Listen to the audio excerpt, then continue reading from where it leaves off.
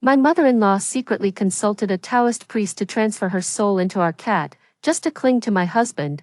I happened to witness it, and she made me swear secrecy. When I saw that damn cat snuggling and nuzzling my husband without restraint, I lost it, but my husband said, affection-seeking is animal instinct. Stop being so filthy-minded. I hired a Taoist priest to forcibly transform my mother-in-law back. But the restored mother-in-law spread rumors of my infidelity everywhere, even secretly taking photos of me fresh out of the shower to share with neighbors.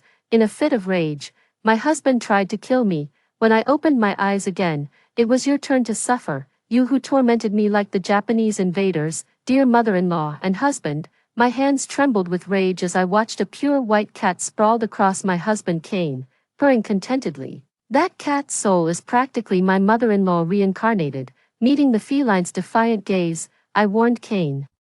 This stray just materialized out of nowhere. If hygiene means nothing to you, don't even think about touching me tonight. The moment I finished speaking, Cain immediately dumped the cat from his arms onto the floor. He said with shameless flattery, "Honey, your mom finally went back to her hometown. Tonight's our golden opportunity." I brushed off his cat hair-covered hand. What if your mom barges in again like last time? You're practically impotent at this point.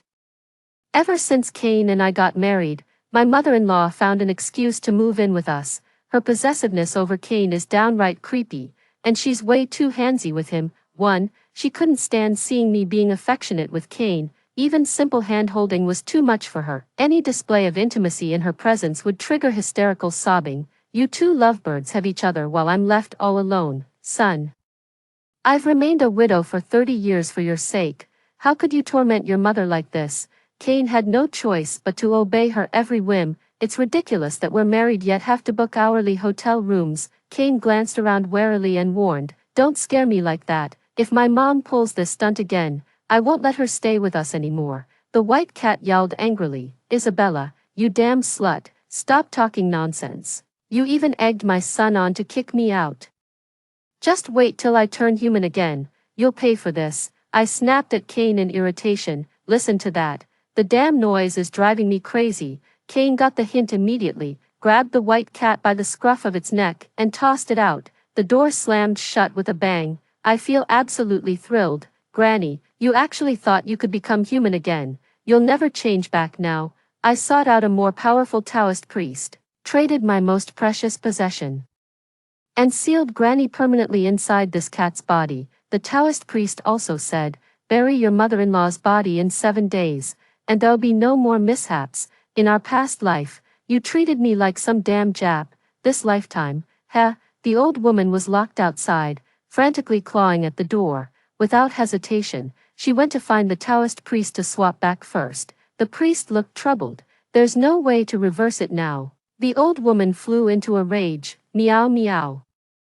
You damned charlatan, how dare you trick me, I'll scratch you to death." The white cat pounced, unsheathing its claws as it lunged at the Taoist priest. The priest grabbed a scripture nearby and swung it at the feline. The cat plummeted straight down, landing with a thud as it crashed vertically onto the ground.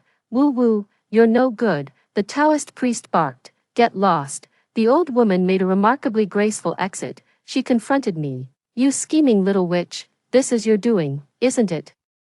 It's you. You saw me transfer my soul into that cat, and now you want to trap me forever, don't you?" No matter how she provoked me, I pretended not to understand her intentions, called her a stupid bitch who's just yapping nonsense. In the end she left happily. That clueless slut really didn't suspect me. Now nothing stands in my way. "Here I come, sweetheart." That evening, Cain was being particularly enthusiastic. I just couldn't get in the mood and completely dampened his enthusiasm. "I don't feel the slightest desire. When you kiss me, I feel nothing at all." "Forget it. It's not worth it. Same old story every time. Feels nothing, totally unsatisfying." Cain's face darkened like spilled ink. To protect his male ego, he pinned all the blame on his mother-in-law. "It's all my mom's fault. So damn annoying. What kind of mother acts like that? She's a complete failure. No way." The white cat that had sneaked in and was crouching by the doorway heard every word clearly. I left the door open for her on purpose. Kicking her out that easily would be letting her off too lightly. Nothing cuts deeper than hearing your own beloved son roast you. Sure enough, the white cat couldn't hold back any longer. It darted inside and scrambled onto the bed. Holy crap, scared the hell out of me. Since when did we get a cat? Wait, is this the same one from this afternoon? Damn, it looks miserable. The white cat's eyes welled up with tears as it nuzzled Kane's chin. Its whole posture radiating pitiful dejection. I said straight out, then you should keep it. Kane looked surprised. But I thought you didn't like it. I smiled. As long as you're happy with it.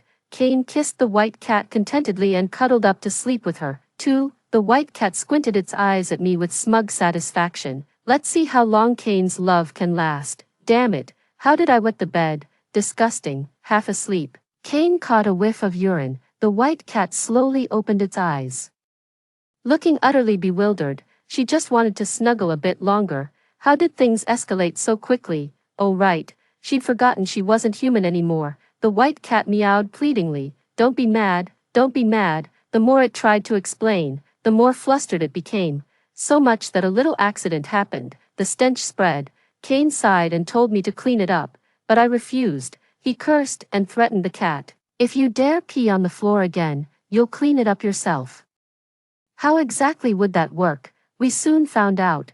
Kane tossed the cat onto its own urine puddle, making it roll around in the mess. The fur was completely soaked. The poor kitty was on the verge of tears. At the sight of that golden pile, she meowed and bolted away. She definitely shouldn't go rolling in that again. Kane wasn't that cruel. Seeing the white cat cower in fear, he knew his point had gotten across. Soon enough, the two were all over each other again. Kane even made a point to show off how well trained it was. Sit, shake, roll over. Pretty impressive. Huh? I nodded. Impressive. Got anything even more impressive? Kane blushed. What are you talking about? She's just a cat. Affection is natural for animals. Stop being so dirty-minded. Whether it was my past life frustration at their clinginess or just teasing them this time around. He flew into a rage and called me disgusting. He's the one who crossed the line long ago. So why is this suddenly my fault? I retorted. How is calling it impressive disgusting? Kane, you'd better explain yourself right now, or I'm calling your mom. Kane scratched his head. All right, my bad. I misheard you earlier. Speaking of which, it's been ages since we talked. I should give them a call. The call went unanswered. 3. Kane tried several times, but no one picked up. That's strange. Mom always answers my calls. Did something happen? The white cat meowed proudly nearby, pleased that her child cared so much for his mother. Kane made 2 more calls before tossing his phone onto the couch. Enough of this. If something really happened, our neighbors or relatives back home would have called me by now. That night, I used anger as an excuse to sleep in the guest bedroom. The next day, Kane had heavy dark circles under his eyes, exhausted yet strangely exhilarated. The white cat limped along. The cat's been noticeably lazier lately, not clinging to Kane for attention like before. I asked pointedly, what's wrong with the cat? Sick. Should we take it to the vet? Kane reacted defensively. No way. Vet clinics are total rip-offs these days. You can't walk out without spending at least $1,000. Forget it. I'd only said it casually, so I just went along with his decision. Over the next 2 nights, the white cat entered the bedroom with an increasingly pained expression. Granny, isn't this exactly what you wanted? Why are you making that face? Well, being constantly mistreated would kill anyone's joy. Serves you right, old hag. Did you actually think Kane was a decent person? In my past life, before killing me, he bought all sorts of tools just to torture me. I'll never forget the darkness lurking behind those crimson eyes of his. In less than 2 days, the white cat became completely paralyzed. Kane was being overly cautious and wouldn't let me take it to the vet. When he went out gaming with his troublemaker friends over the weekend, I seized the chance to visit the pet clinic at our neighborhood entrance. The owner recognized me since I'd previously brought my best friend here to neuter her dog. I picked up the white cat and said worriedly, I don't know what's wrong with her. She's been listless ever since spending just 2 days with my husband. The vet nodded understandingly, took the cat, and began examining her thoroughly. His expression grew increasingly grim as the examination continued. He suddenly asked me, did you just say this little one spent a few days with your husband? I blinked my eyes in confusion. Yes, doctor. What's wrong? Well, it'd be best if your husband avoids contact with it. and you should also refrain from intimate relations with him for now. The doctor phrased it very delicately. I froze for a few seconds, then widened my eyes and covered my mouth. Doctor, are you saying, the doctor avoided my gaze, nodding hastily. Yes, yes, I'll handle it first. Please wait outside. I sat on the bench outside, my face twisted in agony as I waited. The receptionist and nurses passing by all looked at me with pity in their eyes. When it was over, I tearfully begged the doctor to keep this matter confidential, hoping everyone would respect my privacy. The doctors and nurses agreed with awkward expressions. I knew they'd already started spreading the news the moment it happened. That evening, Kane flew into a rage upon learning I'd taken the white cat to the vet. Why didn't you tell me? Do you even consider me your husband? I was taken aback. You're being ridiculous. Kane, did you do something shady you don't want me to know about? Kane finally calmed down. What did the vet say? Just said she needs shots for her illness. Nothing else, really. Kane cracked a smile hearing this. Of course it's true. What's wrong with you lately? Always picking fights. You're paying the vet bill. Transfer me the $1,000. Kane chuckled apologetically. All right, darling, don't be mad. I'll transfer it. He even sent me 1314, a romantic amount meaning forever, which I accepted. For the next 3 days, Kane carried on like nothing happened, eating and drinking as usual. He even cheerfully told me his social life had improved recently. Everyone knows I have this gorgeous white cat. They all gather around just to chat with me now. Honestly, this is the first time in my life I've felt this important. Even my wedding didn't get me this much attention. I figured the kind folks at the vet clinic must have spread the word. Kane's whole demeanor softened as he noticed the white cat meowing non-stop. He proactively took it for mating, though visibly annoyed. The vet downstairs respected the owner's peculiar preference and arranged the white cat's breeding. Kane said with twisted humor, "Get a few more tomcats." The vet hesitated, considered intervening, but ultimately decided against it. Inner monologue, this guy's bad news, better steer clear. Did exactly what Kane said, then he made this ridiculous demand. "I need to watch, doctor. Are you okay?" "I'm fine," Kane said with shameless composure.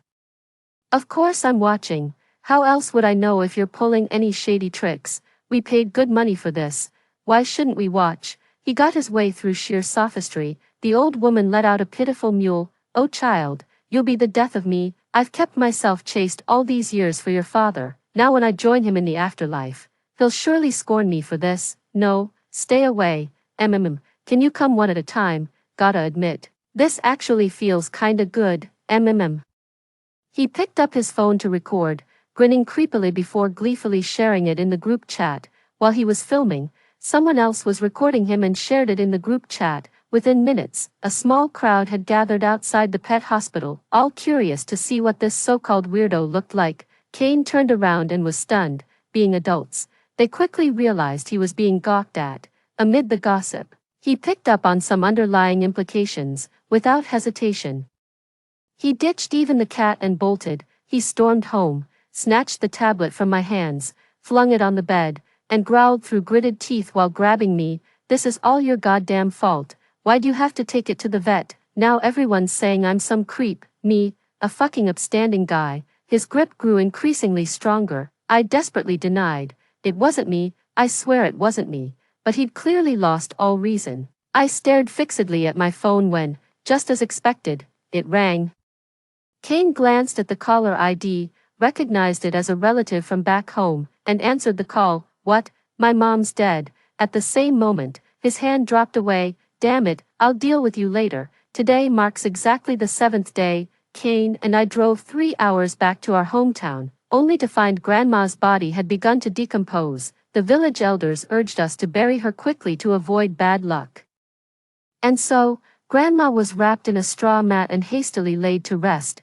The funeral arrangements would take 3 more days, so Kane and I stayed in the countryside. We were still at odds and slept in separate rooms. That night, half asleep while heading to the bathroom, I heard footsteps in the courtyard. Then came a terrified scream from Kane's room. "Holy shit, a ghost. You're not my mother." A cold sweat broke out all over my body. I saw with my own eyes when Grandma was buried. How could she be alive? Just then, Kane's frantic voice came from outside the door. "Isabella, open the damn door, we've got a fucking ghost out here." I opened the door, and Kane darted inside in a flash. His face was deathly pale as he suddenly grabbed me. Holy shit, how's mom alive? This is fucking unreal." He kept muttering to himself non-stop. "Listen, it's quiet outside now." That was all in my head, right? It must be because I neglected mother when she was alive. Now her resentment haunts my dreams. Just then, a knock came at the door. "My child, it's really me, your mother. I truly am your mother." That unmistakable voice. It was mother's, but something felt off. Grandma's voice sounded at least 20 years older than it should be. I was terrified. Kane screamed, and I screamed too. Nobody went to answer the door. The mother-in-law pleaded earnestly at the doorway. Then heaved a heavy sigh when her words fell on deaf ears. "Kane, it's really me, you've got that mole. Even Isabella doesn't know about it, right?" As if possessed, I blurted out, "What mole? Where?" Kane flushed and muttered, "What do you mean, where? There's no mole at all." A voice came from outside, "Just chase after that mole." I have to say, my mother-in-law's observation is incredibly meticulous, so meticulous that even I, as her daughter-in-law, feel inadequate. But with all this commotion, Kane became convinced she was the real grandmother. Her voice had aged, and her face looked 20 years older. Kane's punch left his nose bleeding non-stop. Kane and I exchanged glances, both questioning whether this was real. "I buried you with my own hands. How did you get out?" The old woman had her excuse ready. "Perhaps it wasn't my time to die. A passerby happened to come along, who, after saving me, that person just left." So it's a case of dead men tell no tales.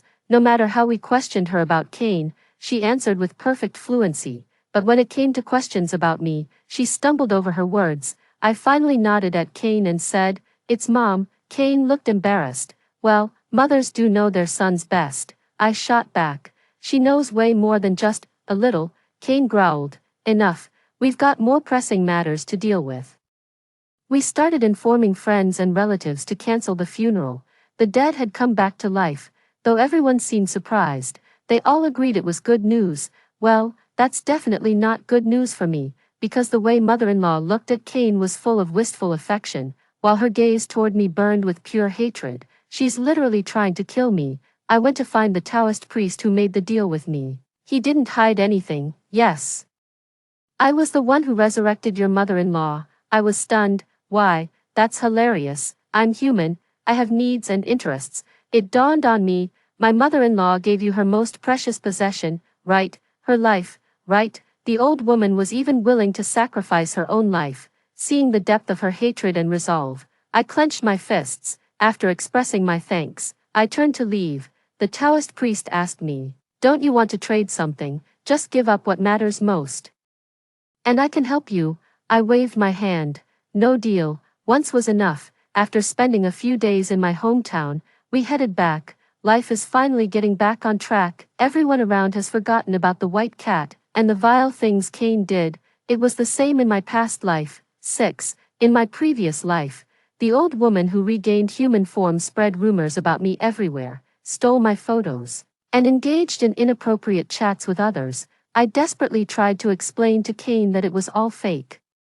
Kane didn't believe me and shot back, "My mom has no grudge against you. Why would she target you like this?" In my panic to prove my innocence, I blurted out the truth about turning his mother into a cat.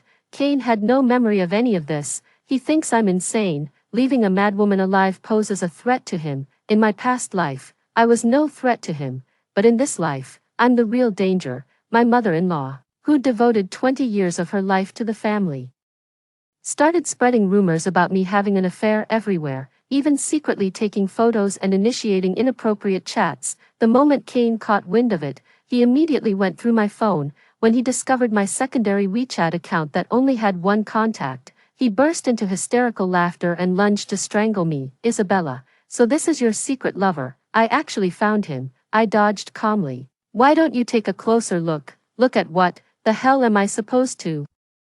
He was stunned. "Are you stupid, talking to yourself? Are you out of your damn mind?" The person opposite claimed to be Isabella, saying her husband was useless and she wanted to meet new big brothers or something along those lines. If it were just a case of sharing the same name, fine. What's worse, they sent a photo of me, wrapped in a towel, the kind that'd make anyone's imagination run wild. I snapped back. You're the sick one. You'd actually feel proud having people slander your wife. You enjoy being a walking cuckold joke, is that it? Kane fell silent, then muttered gloomily, I'll handle this. He logged into my alt account and started chatting with this Isabella. The two were chatting away like old friends. Kane seized the moment to video call, but she kept declining and suggested meeting in person instead. You're not some ugly troll, are you? Because I'm not meeting you if you are. After dozens of video call attempts, they finally turned on the camera, but it wasn't pointed at their face. The lens was aimed at a bedroom wardrobe instead. That wardrobe looked strangely familiar to Kane. Upon closer inspection, there was a scratch on the wardrobe. That mark felt hauntingly familiar to him. It happened when he was assembling the shelves inside the wardrobe during their move-in. I actually gave him hell about it at the time. Kane burst into his mother-in-law's room, shouting, Mom, what the hell are you doing? Isabella is your daughter-in-law, my wife. How could you do this? The mother-in-law played dumb. Her phone was playing a video. The voice coming from it was unmistakably Kane's. She was left speechless. 7. I was just, what are you? Clearly being buried alive has scrambled your brains. Keep this up and I'll have you committed to a mental institution. The old woman bowed her head fearfully. Understood, understood. It won't happen again. Though the old woman offered me an apology, I refused to accept it. Kane tried to mediate. That's my mom. She's already swallowed her pride to apologize, so just let it go. I nodded. Yeah, on the surface I let it slide, but deep down, not a chance. I deliberately spread rumors about Kane being cheated on, without a second thought. Kane was convinced it was his mother-in-law. His livid face was twisted with chilling malice. Mom, have you had enough? You're completely ignoring what I said. Come on, we're taking you to the hospital. Son, it really wasn't me. All I want now is for you to be well. I swear I didn't do anything. The mother-in-law threw a tantrum, and in the end Kane couldn't harden his heart. Though we didn't send her to a mental institution, we banished her to the countryside. She was forbidden to return. On the day we sent her back, she pulled me aside and pinched my arm. This was your doing, wasn't it? Did you really think I wouldn't figure it out? The Taoist priest already told me everything. Mark my words. You're done for this time. If she pinches me, I'll pinch her back. I'm young and strong anyway. Taking her on would be a piece of cake. She tattled to Kane. I snapped back immediately. My reputation's already ruined. What? You're the only one who gets to feel miserable when people think you're being cheated on. I can't be upset too. Besides, your mom attacked me first. She blames me for convincing you to send her back to the countryside. Kane just glanced at me without saying a word. He didn't even acknowledge his mother's sobbing. We planned to make it a day trip, but my mother-in-law insisted we stay overnight. She crept into our room at midnight and stood by the bed, staring at Kane with this haunting look, silently wiping away tears. Woken up to this absurd scene, we were so creeped out that we left immediately. The old woman wailed, Isabella, how dare you abandon me here? You'll pay for this, you wretched creature. You stole my son away. I'll haunt you from my grave. Just 2 days after returning home, Kane told me he'd quit his job. How utterly bizarre. He said he wouldn't look for a job anymore, claiming he'd start his own business. His business venture turned out to be buying a live streaming setup and then visiting pet stores. I started sensing something was off, and ended up tailing him several times. He didn't do anything particularly outrageous, just wandered around taking some photos. Leave the boss's contact info, we'll reach out if needed. The way he carries himself doesn't seem like someone who runs a pet shop. Kane started avoiding me, even his glances were filled with disgust. Just when I wanted to have a proper talk with him, he brought up divorce. Isabella, living with someone like you is utterly joyless. I'm sick of this predictable, dead-end life. Let's get divorced. Ever since my rebirth, I've wanted a divorce. The only reason I held back was to turn this household upside down. I'm actually thrilled that he's the one bringing up divorce. Fine, let's divorce. Kane clearly didn't expect my instant agreement. Well, that was decisive. No kids to worry about. We'll just split everything 50-50. Deal, deal. That same day, we went straight to the civil affairs office to sign the divorce papers, and I moved out immediately. While I was packing my things, my mother-in-law came back.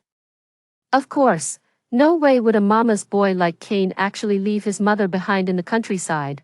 My mother-in-law gloated, "You bitch, you're no match for me." Her face had visibly aged, her back hunched with time. Seems she's sacrificed her life yet again, a picture of someone living on borrowed time. How many more years does she have left to squander? A month later, I got my divorce papers and I was overjoyed. Kane was pissed. "You're way too happy about this. Did you stop loving me ages ago? Just waiting to dump me?" Back when I made that deal with the Taoist priest, I sacrificed what mattered most to me at the time, my love for Kane. I ignored him. He gloated, "Don't come crawling back to me when I make it big." "Don't worry, I won't." With that, I turned and walked away. I lost touch with him briefly until his friend told me a month later that he'd made a fortune in business, even upgraded his car, kept saying how foolish my divorce was. Just asked around and got added to their private group. It will display a redirect page, which then jumps to an overseas website. Immediately after, explicit videos will start appearing. Pay once to watch once. There's a live stream every week. Only premium members can access the live streams. After all, it takes paying that yen 18,888 membership fee to qualify. I've paid up. I vomited when I saw a masked man holding a terrified cat. The barrage comments kept scrolling with some vile language. Their twisted minds were satisfied. I called the police. The live stream got shut down. Kane tracked me down and tied me up, roaring, "Isabella, why'd you cut off my cash flow? Can't stand seeing me make money. Is that it?" I protested. "What the hell are you talking about? I don't know anything about this." Kane snorted. "I had someone tell you I made money just to piss you off, and then my live stream got banned. If it wasn't you, who else could it be?" He slapped me hard across the face. I gave a sinister chuckle. "Was it your mom who put you up to this?" He froze for a second. "What? Cut the act. Kane, your mother sacrificed her life to restore your memories, then seized the chance to push you toward divorce, realizing you'd be broke after leaving me. You cooked up this shady business scheme. Am I right?" Every word hit home. Kane stood there dumbstruck. "But you still got played. Or rather, not exactly played. But your mother kept things from you. That white cat in your memories, that was your mother all along." Kane's face twisted in disgust. "Bullshit. There's no way that was my mom." Only after I described some specific details did Kane believe I was telling the truth. He immediately vomited. "Disgusting. So fucking disgusting. You feel disgusted now. You were having the time of your life back then." His eyes turned cold as he grabbed a knife to stab me. A Taoist priest saved me. Kane was thrown to the ground.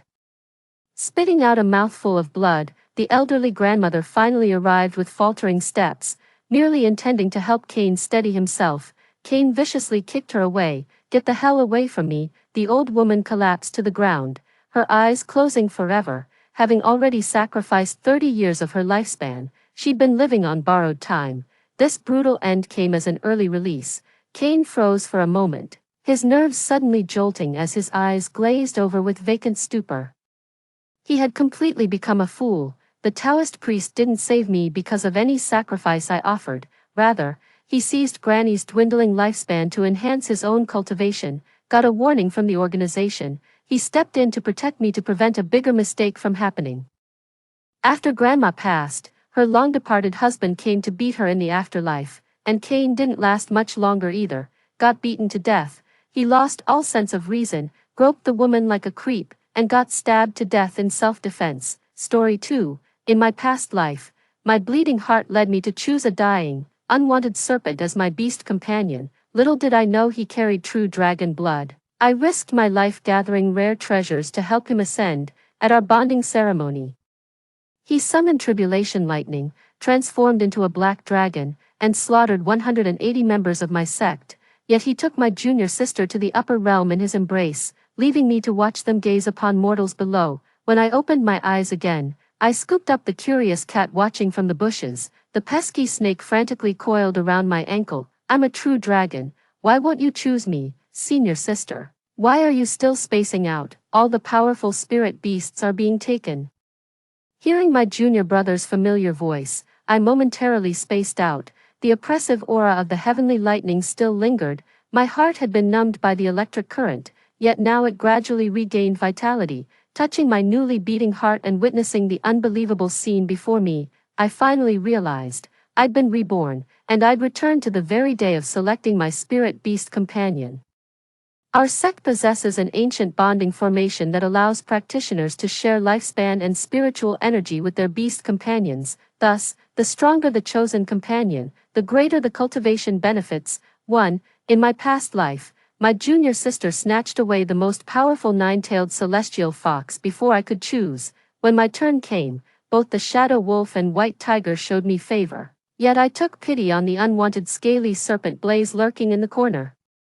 Covered in wounds, he lay motionless in the snow, his serpentine scales charred beyond recognition, a pitiful sight indeed. If no one chose him, he'd likely freeze to death in this blizzard before dawn. My heart ached at the thought, and I declared him to be my beast companion. My master intervened. This wretched snake isn't just hideous, it lacks even a trace of spiritual energy. Who knows if it'll survive those injuries? If none of these spirit beasts please you, I'll find another. But you mustn't choose this one. Looking down at the desperate serpent Blaze coiled around my arm, desperately seeking warmth, I was moved by his will to survive and resolved to protect him. Lifting my head, I declared to my master, "Master, have you forgotten? I'm among the finest alchemists in our sect. These wounds are nothing. I'll heal him completely. My beast companion shall be second to none." After nursing his injuries with elixirs, Blaze shed his unsightly old skin, emerging renewed. To my astonishment, he revealed himself as a young black serpent with traces of true dragon bloodline. His obsidian scales shimmered like black diamonds under the sunlight, with faint golden streaks glimmering along his underbelly. Legends of serpents ascending to dragonhood have existed since antiquity. How much more likely for this black serpent bearing true dragon blood, with proper cultivation? His draconic transformation was imminent, ecstatic.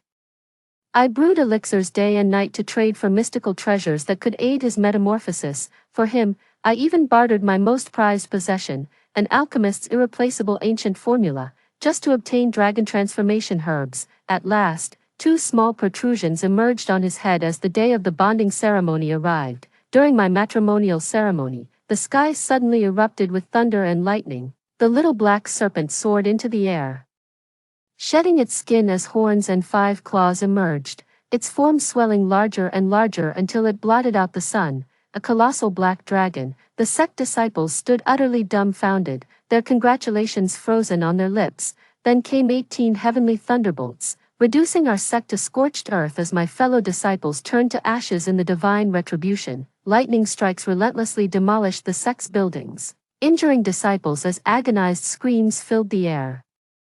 I desperately pleaded for help from the black dragon above, only to see him shielding my junior sister with tender devotion. Isolde, that wretched woman is finally dead, now we can be together forever, never to part. As we writhed in torment on the ground, my junior sister ascended to the higher realm astride the dragon, wearing a blissful smile. The memory of our sect's destruction that day still makes my blood boil. I could skin that slimy snake Blaze alive.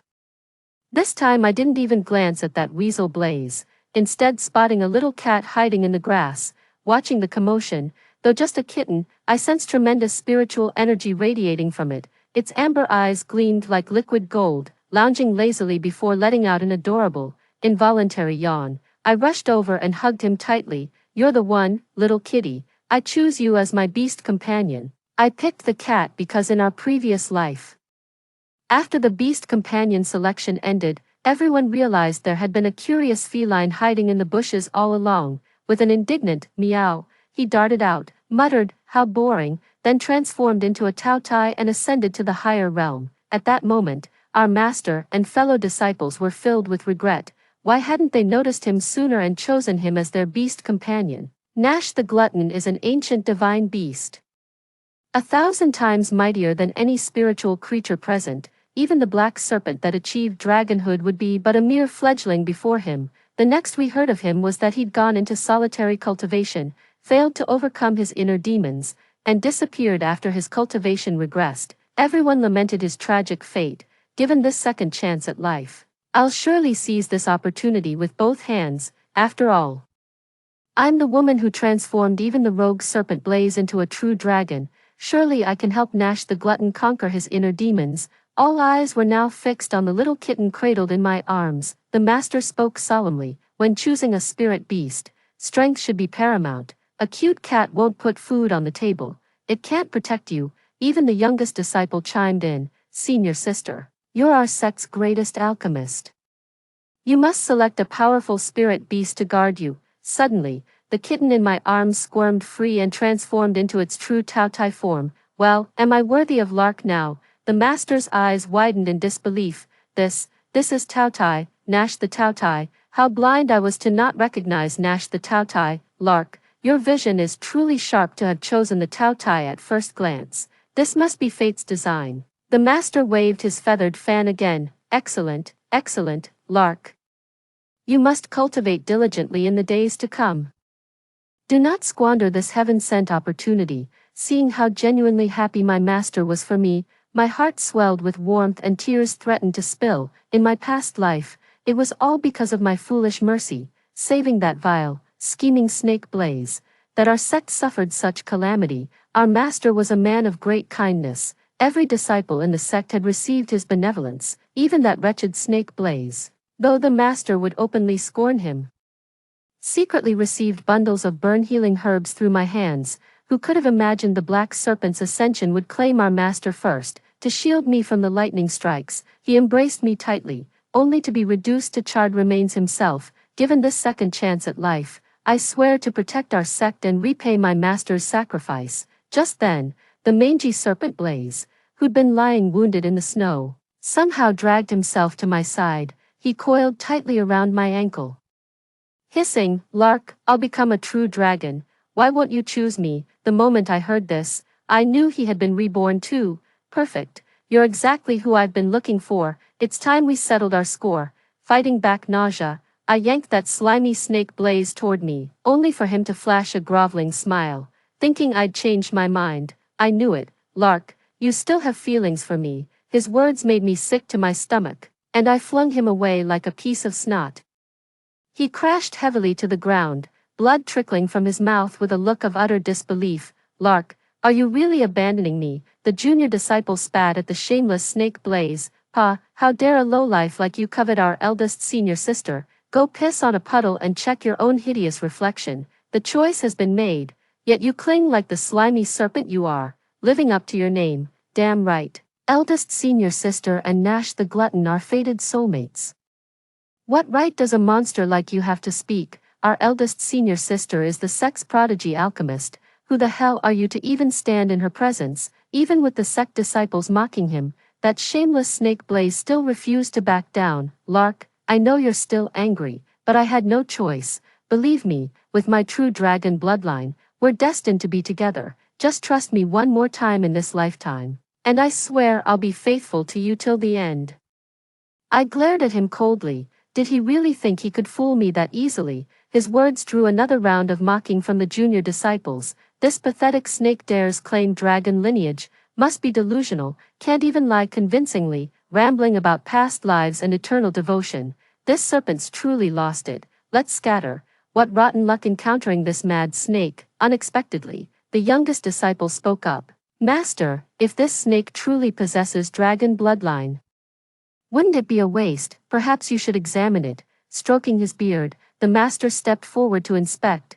Well, it does carry the true dragon's blood, might even ascend to dragonhood. How about? The master's gaze swept across the junior disciples, making the little kitten on my chest let out a disgruntled mewl. I chuckled. Relax, even if he had true dragon bloodline, I wouldn't choose him. I already have you. Only then did he settle contentedly in my arms, nuzzling his face affectionately against my chest. I'd assumed Blaze the rogue snake would end up alone this lifetime, but unexpectedly, my junior sister stepped forward. Master, I vow to form a spiritual bond with him and help him ascend as a dragon. Hearing her junior sister's words, the nine-tailed fox spirit previously chosen by the younger disciple let out an indignant cry.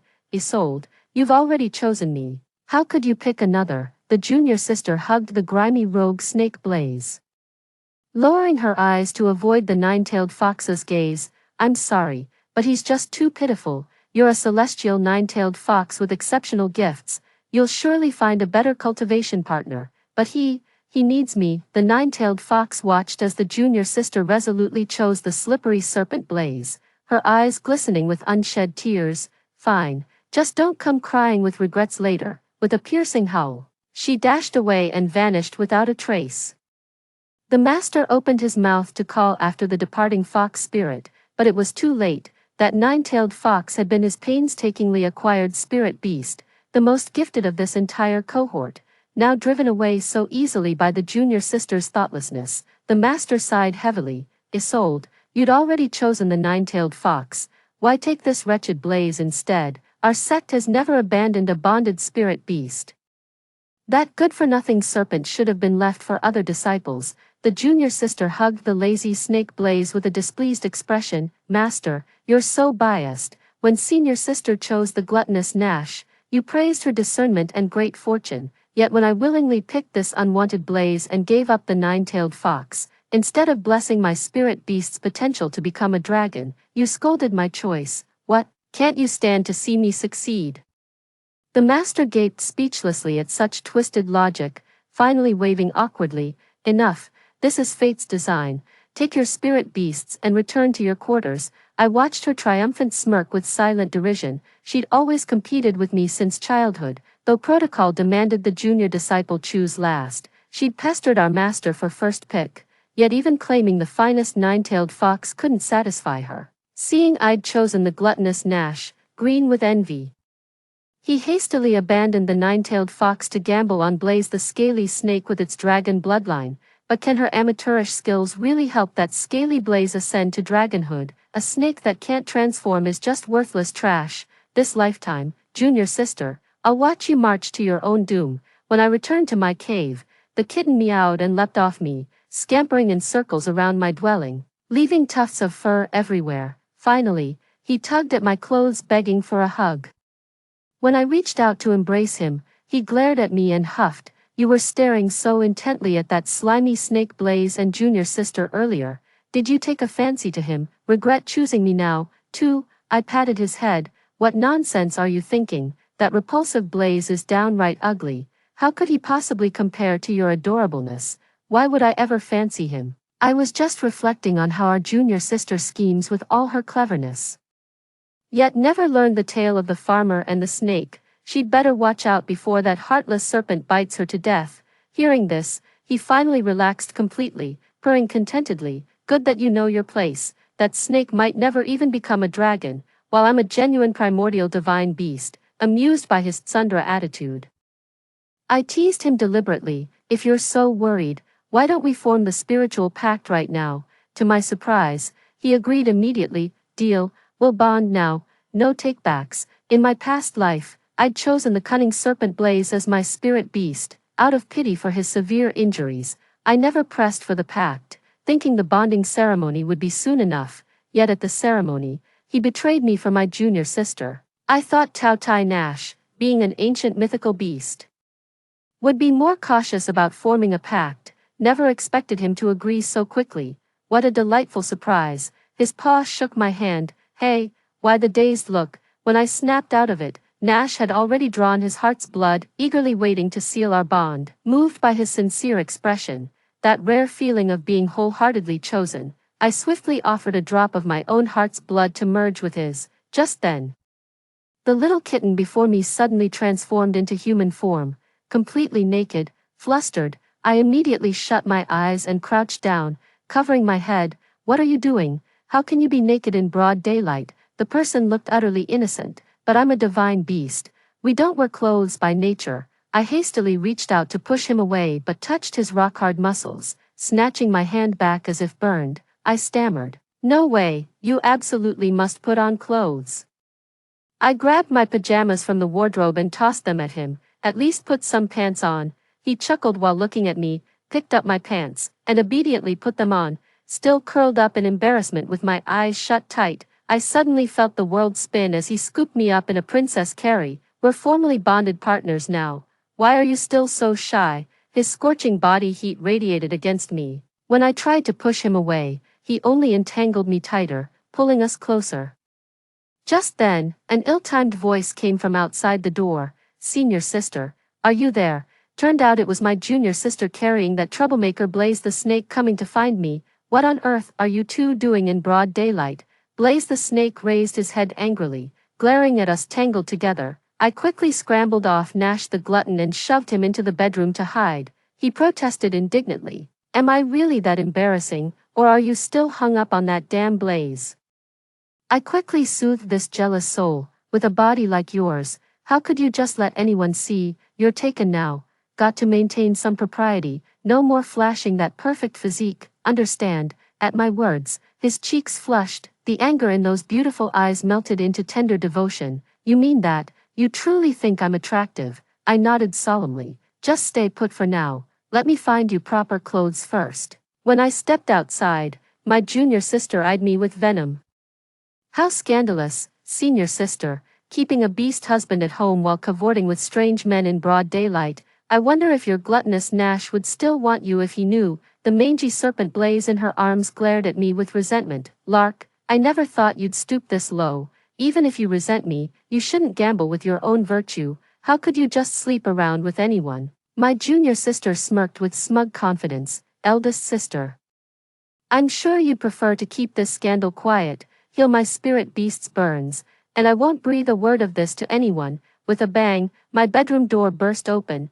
It was the gluttonous Nash. What nonsense are you spouting? Lark and I are formally bonded, lawful partners now. Since when do married couples need your permission to be intimate? Tisk tsk. Is your useless snake Blaze so incompetent that he can't even shape-shift or satisfy you?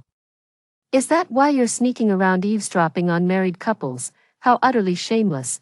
Watching Nash the gluttonous beast fiercely protect his wife was both touching and hilarious. The moment he heard someone talking about me, he burst out in such a rush that he kicked the door right off its hinges, yet he still remembered my warning about maintaining masculine virtue, so he wrapped himself tightly in a blanket. The senior brother from next door came over upon hearing the commotion.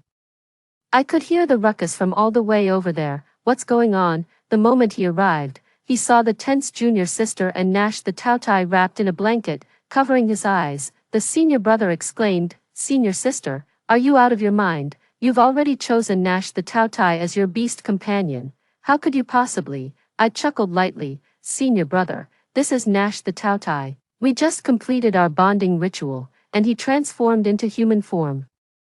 I was just coming to ask you for some clothes. The senior brother looked utterly astonished. What? You're the gluttonous Nash. How come your human form is this handsome? Then he quickly caught himself. Ancient divine beasts are truly extraordinary. Just forming a pact lets you shape-shift. Unlike ordinary spirit beasts that need years of cultivation, I'll go fetch you some clothes right away. He then shot a glance at the junior sister. What are you doing here?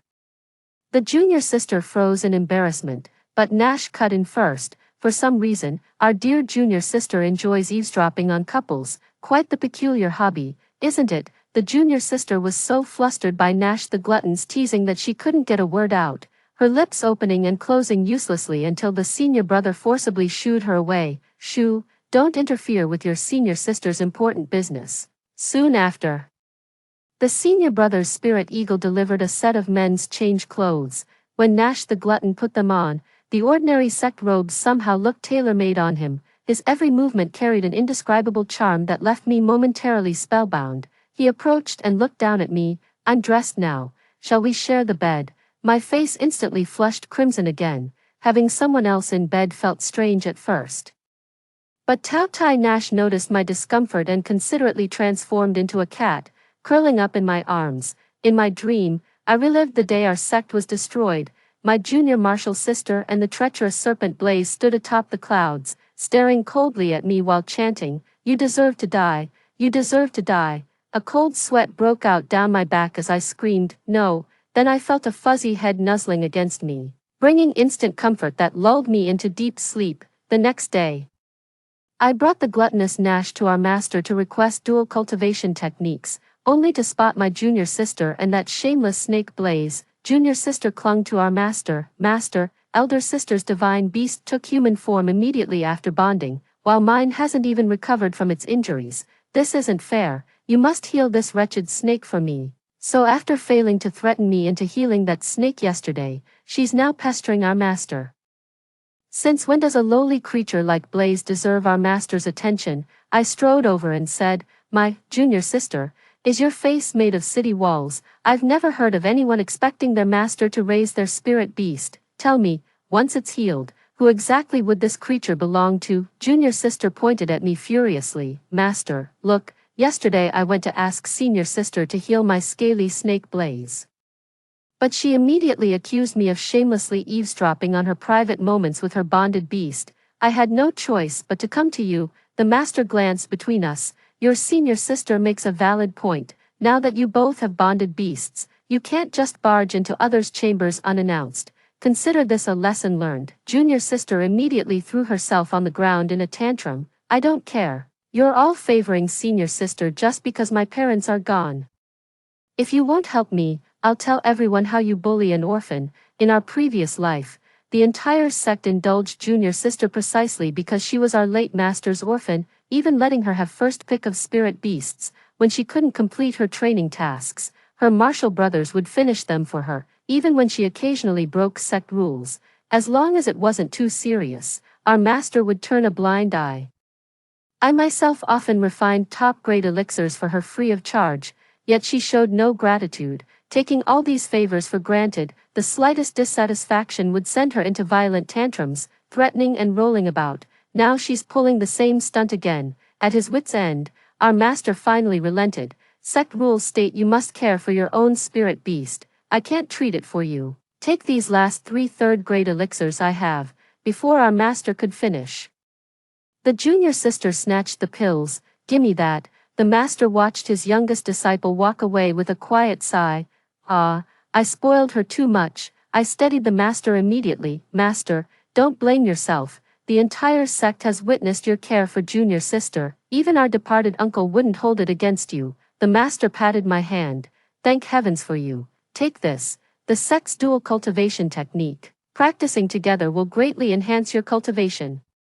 The secret realm trials begin in 6 months. I trust you'll distinguish yourself then. After bidding the master farewell, I unexpectedly encountered that slippery snake Blaze at the gate. Strangely, he hadn't left with junior sister. Lark, I know you're upset with me, but rest assured I'm still unbound. They say ancient masters could take 2 beast companions. If I recover, would you consider keeping me too? Ha, is he volunteering to be the concubine?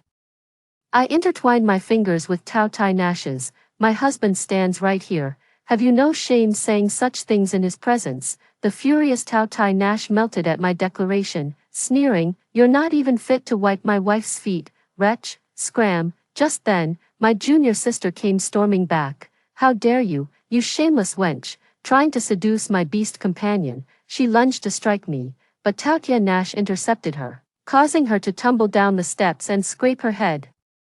As the junior sister clutched her bleeding head and prepared to shriek, Nash silenced her with a spell, his eyes flashing murderously. You know I'm a savage Taugya, not some docile creature. If you harass my mate again, don't expect mercy. He revealed his terrifying beastly visage, bearing razor-sharp fangs. The junior sister was so terrified by Nash the glutton's overwhelming aura that she clung to Blaze the wily serpent and fled in panic. From then on, she never dared to bother me again. And Nash and I enjoyed a peaceful life together. During this time, I devoted myself to cultivation and frequently ventured into secret realms for training, acquiring many rare treasures. Though I wanted to share them with Nash, he always refused. These treasures were hard-earned by you. They're rightfully yours. What kind of man would hide behind a woman and live off her efforts? Don't worry about me. I've got my own ways to improve my cultivation without relying on your spoils. His words warmed my heart, reminding me of my past life's hardships. Back then, the cunning serpent Blaze was severely injured and refused to form a pact with me. He wouldn't practice cultivation techniques together either, claiming it would deplete his vital energy. Left with no choice, I had to cultivate alone, progressing far slower than my fellow disciples. 3. Once the top female disciple of our sect, I'd fallen to the very bottom of the ranks. Meanwhile, with the 9-tailed fox's assistance, my junior sister's cultivation advanced by leaps and bounds, making her the sect's new champion. But the cunning serpent Blaze retorted, relax, I'm a spiritual beast with true dragon lineage, just keep me well fed, and when I ascend to dragonhood, prosperity will follow. Don't be so short-sighted about immediate gains. Back then, I genuinely believed it was my fault for comparing myself to others, so I trained harder, took on sect missions, and brewed elixirs with renewed dedication. Every rare herb I bled for and every potion I brewed day and night ended up in Blaze's greedy maw, yet his cultivation progress remained sluggish, so I proposed dual cultivation through a soul bond again. It would accelerate both our advancements. He stubbornly refused. Absolutely not. My body hasn't fully recovered. The blood oath requires heart's essence.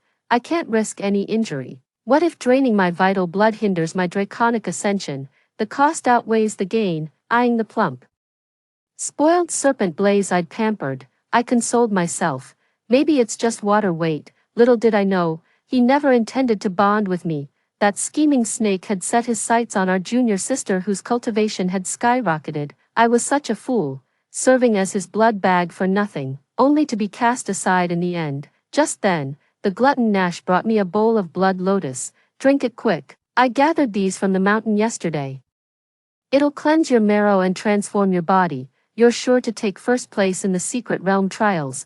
Holding the blood lotus, I took a sip, so sweet, but tears rolled into the bowl, and he fretted as he hurriedly wiped them away. What's wrong? Doesn't it taste good? I quickly shook my head. No, I'm just so moved. He grinned. Tears over this. You'll have plenty more reasons to cry later. His eyes darted mischievously. How about tonight? I promise no tears this time. Get lost. I hurled a pillow at him as he ducked and fled, only to transform into a cat and curl back into my arms, grumbling, "When will you make an honest man of me? They all tease me for calling you my lady day and night without us being properly wed. Who dares mock you? Fine what? After tomorrow's trial ends, I'll ask our master to officiate our wedding." He planted a joyful kiss on my cheek. I pushed his face away, feigning disgust. The next morning, Tautai Nash and I arrived early at the secret realm, but junior sister was nowhere to be seen. Come to think of it, it's been half a year since I last saw her. Just as my fellow disciples' voices drifted over, that junior sister insisted on betraying the nine-tailed fox to gamble on that slippery serpent Blaze. Yet she refuses to cultivate properly herself, constantly begging from this one, stealing from that one, scraping together elixirs to feed that good-for-nothing Blaze. Rumor has it she and that wretched Blaze make terrible partners, always bickering. She might be too ashamed to show her face today. Exactly, our spirit beasts are already assisting with sect missions, while no one's even seen junior sister's familiar. Who knows what state it's in now? Whether that lazy serpent has even molted properly is anyone's guess. Just then, my junior sister arrived fashionably late, followed by a half-human, half-snake man with partially shed snakeskin grotesquely bunched around his waist, a truly revolting sight. As the serpent man approached, I recognized him as the notorious Blaze. Never in my past life had I seen him in such a wretched state, clearly the result of some botched cultivation technique. That reckless forced transformation backfired spectacularly, leaving him in this monstrous form. Everyone couldn't help but cast strange glances at the wretched snake Blaze's bizarre appearance, yet the junior sister remained utterly oblivious, instead brimming with smugness. Eldest senior sister, don't get cocky, you only became the sect's first shape-shifting beastmaster by riding on the coattails of the ancient divine beast Tautai Nash. Everyone calls you a genius, but you're just lucky. Unlike you, I transformed a dying wretched snake Blaze into this half-human, half-serpent form. He's clearly on the verge of full metamorphosis. I hear Nash is about to face his heavenly tribulation. That divine beast of yours may be powerful, but who knows if he'll survive. Meanwhile, my spiritual beast might soon ascend as a dragon. When that happens, I'll be the sect's true prodigy. Don't come crawling to me for protection then. Just wait. I'll defeat you in this trial. You'll regret everything you've done to me. Hearing my junior sister's words, I turned to look at Nash the glutton. Why hadn't he told me he was about to face his heavenly tribulation? Noticing my concerned gaze, he gave me a reassuring look before pulling me into a gentle embrace. It's all right, trust me. Seeing us locked in each other's arms, my junior sister shot us a disdainful glare. Blaze the weasel, however, seethed with resentment. Lark, are you seriously still mad at me? You'd cling to him in public just to spite me. What will it take for you to forgive me? If I win first place in the trial and defeat this person, Would you reconsider accepting me? I rolled my eyes at that delusional pest Blaze's words. Utterly insufferable, the junior sister rushed over to pull Blaze away. Senior sister, I beg you, stop seducing my spirit beast. How can even a gluttonous Tao-Tai not satisfy you? You're downright shameless. Nash couldn't stand others slandering me, revealing his true form with a deafening roar. Some people's mouths are too foul.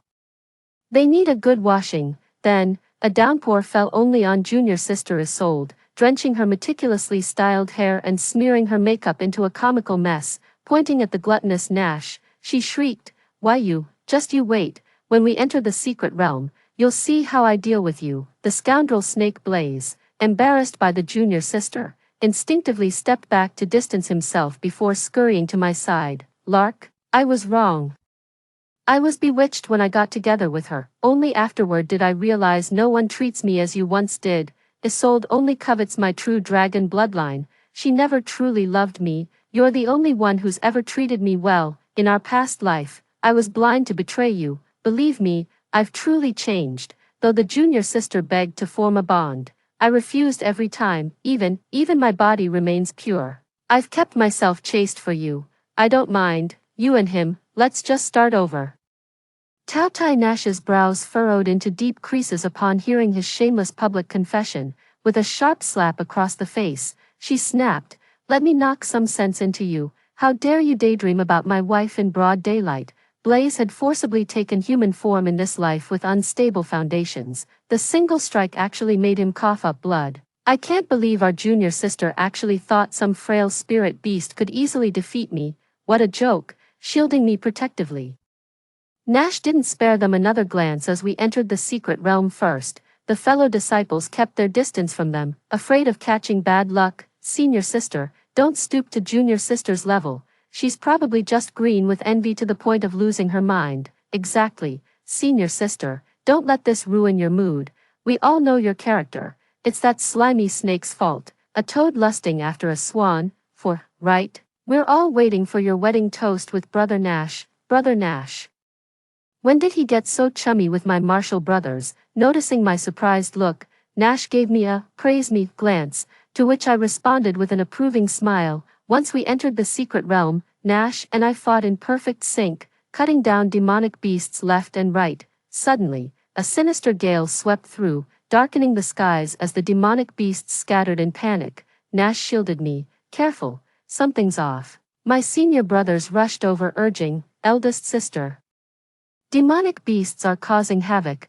Contact the master now." I immediately sent a message to our master while covering the retreat for my fellow disciples. As the last of my brothers disappeared into the distance, two crimson eyes materialized in the mist ahead, accompanied by guttural growls. Soon, another pair of crimson eyes emerged behind us, hissing menacingly. As the mist cleared, those glowing red eyes belonged to none other than the nine-tailed fox we'd met before and the half-serpent Blaze. Dark tendrils of miasma coiled around them both. They'd clearly fallen to demonic corruption, with escape routes fore and aft cut off. Only Nash and I remained trapped. Soon an enchanting chime rang out as the junior sister emerged from the mist. "Eldest sister, I warned you, once we entered this realm, you'd regret everything you've done to me." What have you done?" She shook the bell, and the nine-tailed fox obediently lowered itself as she mounted it. "Did you forget? My birth mother was the holy maiden of Miaojiang. I never wanted to use goo magic on them, but that wretched snake Blaze, even after following me, he kept pining for you. Useless creature couldn't even ascend to dragonhood, making me the laughingstock of the sect. So I tricked him into swallowing a goo worm, turning him into a half-serpent. Now he obeys my every command when I ring this bell." "What about the nine-tailed fox? He never wronged you. Why harm him?" The junior sister chuckled. "No particular reason. This useless snake alone might not suffice. Wouldn't it be better to have an extra puppet at my disposal? Blame his lingering affection for me." The moment I pretended to weep, he came running. "Eldest senior sister, save your pity for other spirit beasts. Soon yours will be mine too. After I defeat you, I'll feed it my own treasures, over my dead body. Oh, let's see who's stronger then." This mystic realm suppresses spirit beast cultivation. Your gluttonous fiend may be formidable, but now it's just at foundation establishment level. Think it can beat me? Attack, tear them to shreds. Nash shielded me behind him, and I seized the moment to whisper something in his ear, after a glance my way. He reluctantly walked away. The junior sister burst into laughter at the sight. Birds and couples fly separately when disaster strikes. Seems your precious Nash isn't so reliable after all. Too scared to fight me, so he just ran away. How does it feel to be abandoned by your beloved? Again, I defeated you in our past life, and I'll crush you again in this one. You stand no chance. My head snapped up at her words, my eyes burning with rage. It's you. You've been reborn too. She smirked even wider. What, you just figured that out now? Then why didn't you choose Blaze from the start? Why would I? In our past life, he helped me ascend, but afterward, he kept whining day and night about how I wasn't as virtuous as you, how I didn't love him as much. I had to compete with a ghost every damn second. Do you have any idea how that felt? So I poisoned him, and guess what? Even in death, that bastard dragged me down with him. That's why I'm back too. I never imagined you'd be lucky enough to gain Tagya's favor. How dare you? This isn't fair. Fine, I'll just take Blaze instead. I'll plant a goo in him and make him my slave. That'll make up for the suffering I endured in my past life. At that moment, Blaze, still under the goo's control, seemed to regain a sliver of consciousness. Staggering, he lurched toward the junior sister. Why, you venomous witch, without hesitation. The junior sister shook the bell again to force Blaze's obedience, just as Nash, who had fled earlier, suddenly reappeared behind her and lunged, severing her hand with a single bite. The junior sister let out an agonized scream. Help, my hand, my hand. The bell clattered to the ground, and Nash crushed it underfoot, revealing a squashed black insect oozing green blood, utterly revolting. My master once told me about the Miaojiang mother-child goo worms.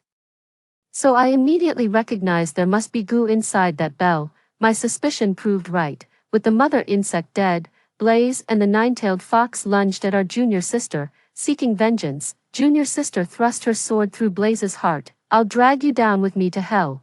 Blaze stared at his junior sister in disbelief. Impossible. I'm a true dragon. How could I die without even transforming in this lifetime? No, this can't be happening. With those words, his body melted into a pool of rotten flesh, collapsing onto the ground. The nine-tailed fox stood frozen, watching the scene unfold, as the junior sister whispered, I regret everything. I shouldn't have been so greedy in this life. If only I'd chosen to live peacefully with you, would I have avoided this fate? The nine-tailed fox struck her with a single palm strike. No, because greed like yours is insatiable, even if you had my heart.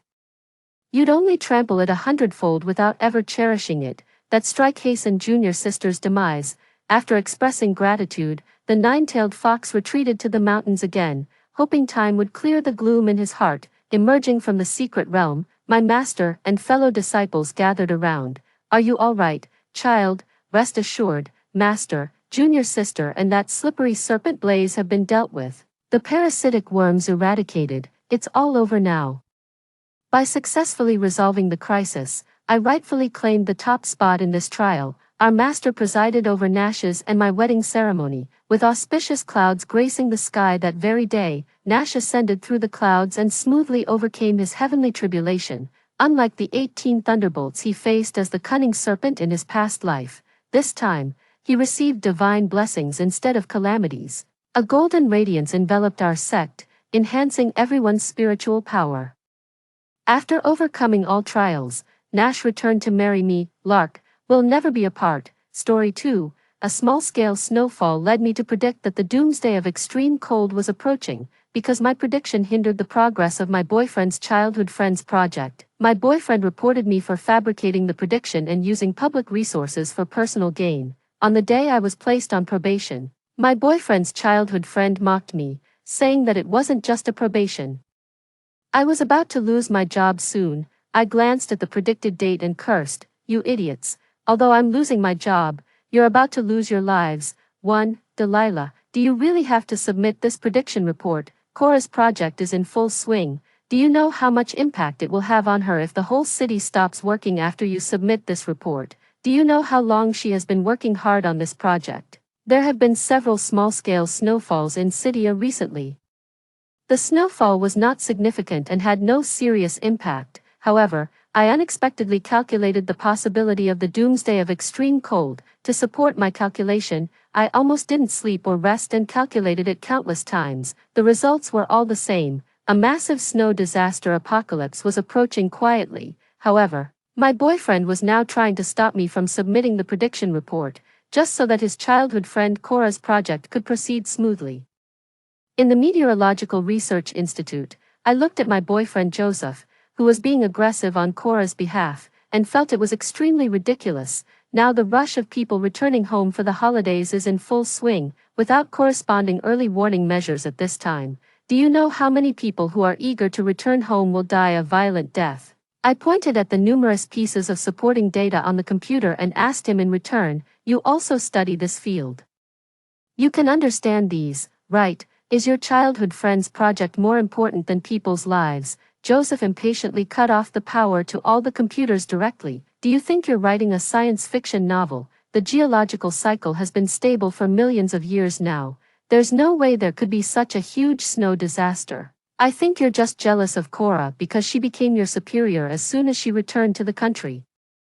Delilah, you were never like this before. How could you have changed like this? I'm really disappointed in you. I wanted to say something more, but he cut me off mercilessly. I'll just ask you one question. Are you going to send this report or not? I looked into his eyes and didn't back down an inch. Yes, I must send it. I couldn't joke with everyone's lives. 2. Joseph turned around and left, slamming the door loudly to express his dissatisfaction.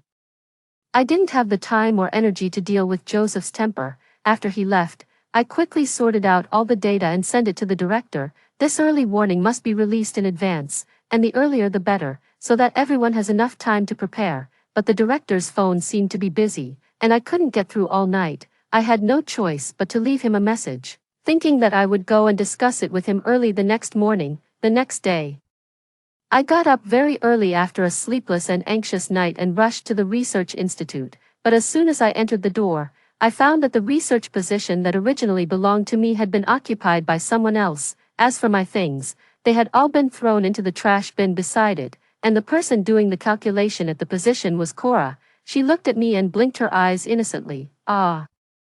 Joseph said that you might not be able to return to this position in the next half year anyway. Since my project needs to use these tools, he let me take this position. Sister Delilah, you don't mind, do you? Oh, right, you still don't know why, do you? The director is waiting for you in his office. Go in quickly. She was smiling and seemed to be in a good mood. Joseph walked in and naturally handed her breakfast. When he noticed my presence, he didn't even blink and just gave a cold snort. I sensed something was wrong and quickly walked towards the director's office. As soon as I pushed the door open, a bound report was thrown at me, hitting me right on the forehead. Delilah, you've played a good trick of fabricating the prediction results and using public resources for personal gain. 3. I squatted down and picked up the report that was as thick as a brick. It was my printed prediction report. There was a big red cross marked on the cover. It contained evidence and various survival measures for dealing with the doomsday of extreme cold. All of this was sorted out by me bit by bit after staying up all night, but I guessed that the director hadn't read it. I suddenly laughed. You still have the nerve to laugh. Do you also think your prediction is so ridiculous that you're laughing at your own stupidity? Delilah, if Joseph hadn't told me, I really wouldn't have known that you had such great hostility towards Cora. You actually went so far as to waste the city's resources and manpower to stop her project. Do you know how much benefit Cora's project can bring to the Institute if it succeeds? Can you use your brain when you're being jealous and competitive? As he scolded me, he played a recording. It was indeed my voice in the recording. The recording had been edited. After cutting off the beginning and the end, it became the absurd content of, Cora doesn't deserve to do the project. Cora should die. Looking at the director's appearance, I suddenly felt a bit tired and had nothing to say. So what's the punishment for me from the Institute? The director's face was cold. It's preliminarily determined that you will be placed on probation for half a year. After half a year of assessment, if your performance is good, you can come back and start from the bottom. I nodded. When I turned to leave, I suddenly said, I still hope that the director can take a good look at my report. I didn't fabricate it. He slammed his hand on the table. Look at what? Just looking at this stack of bricks makes me angry. Get out of here right now. After closing the door, I took a deep breath. if I can't release the early warning in an official capacity, in what way should I remind others? While I was thinking about this, Cora came up to me. Other staff members also came to their workstations one after another. At the moment, they were all looking at me with strange expressions. Joseph was carrying a box, which contained some things that Cora hadn't had time to throw away.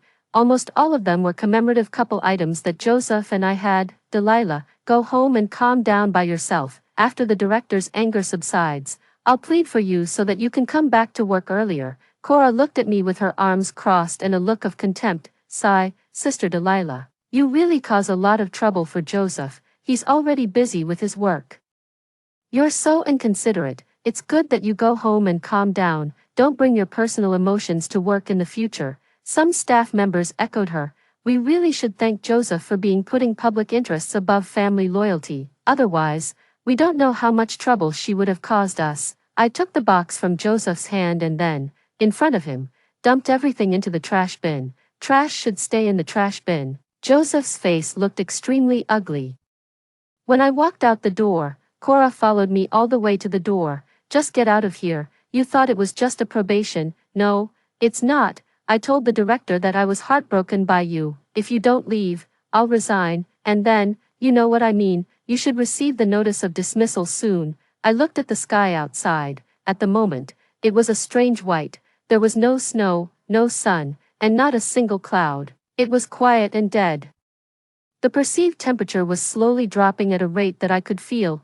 I turned around and smiled at Cora. You idiots, I'm losing my job, but you're about to lose your lives, for, when I got home, I unceremoniously packed all of Joseph's things and threw them into the trash bin.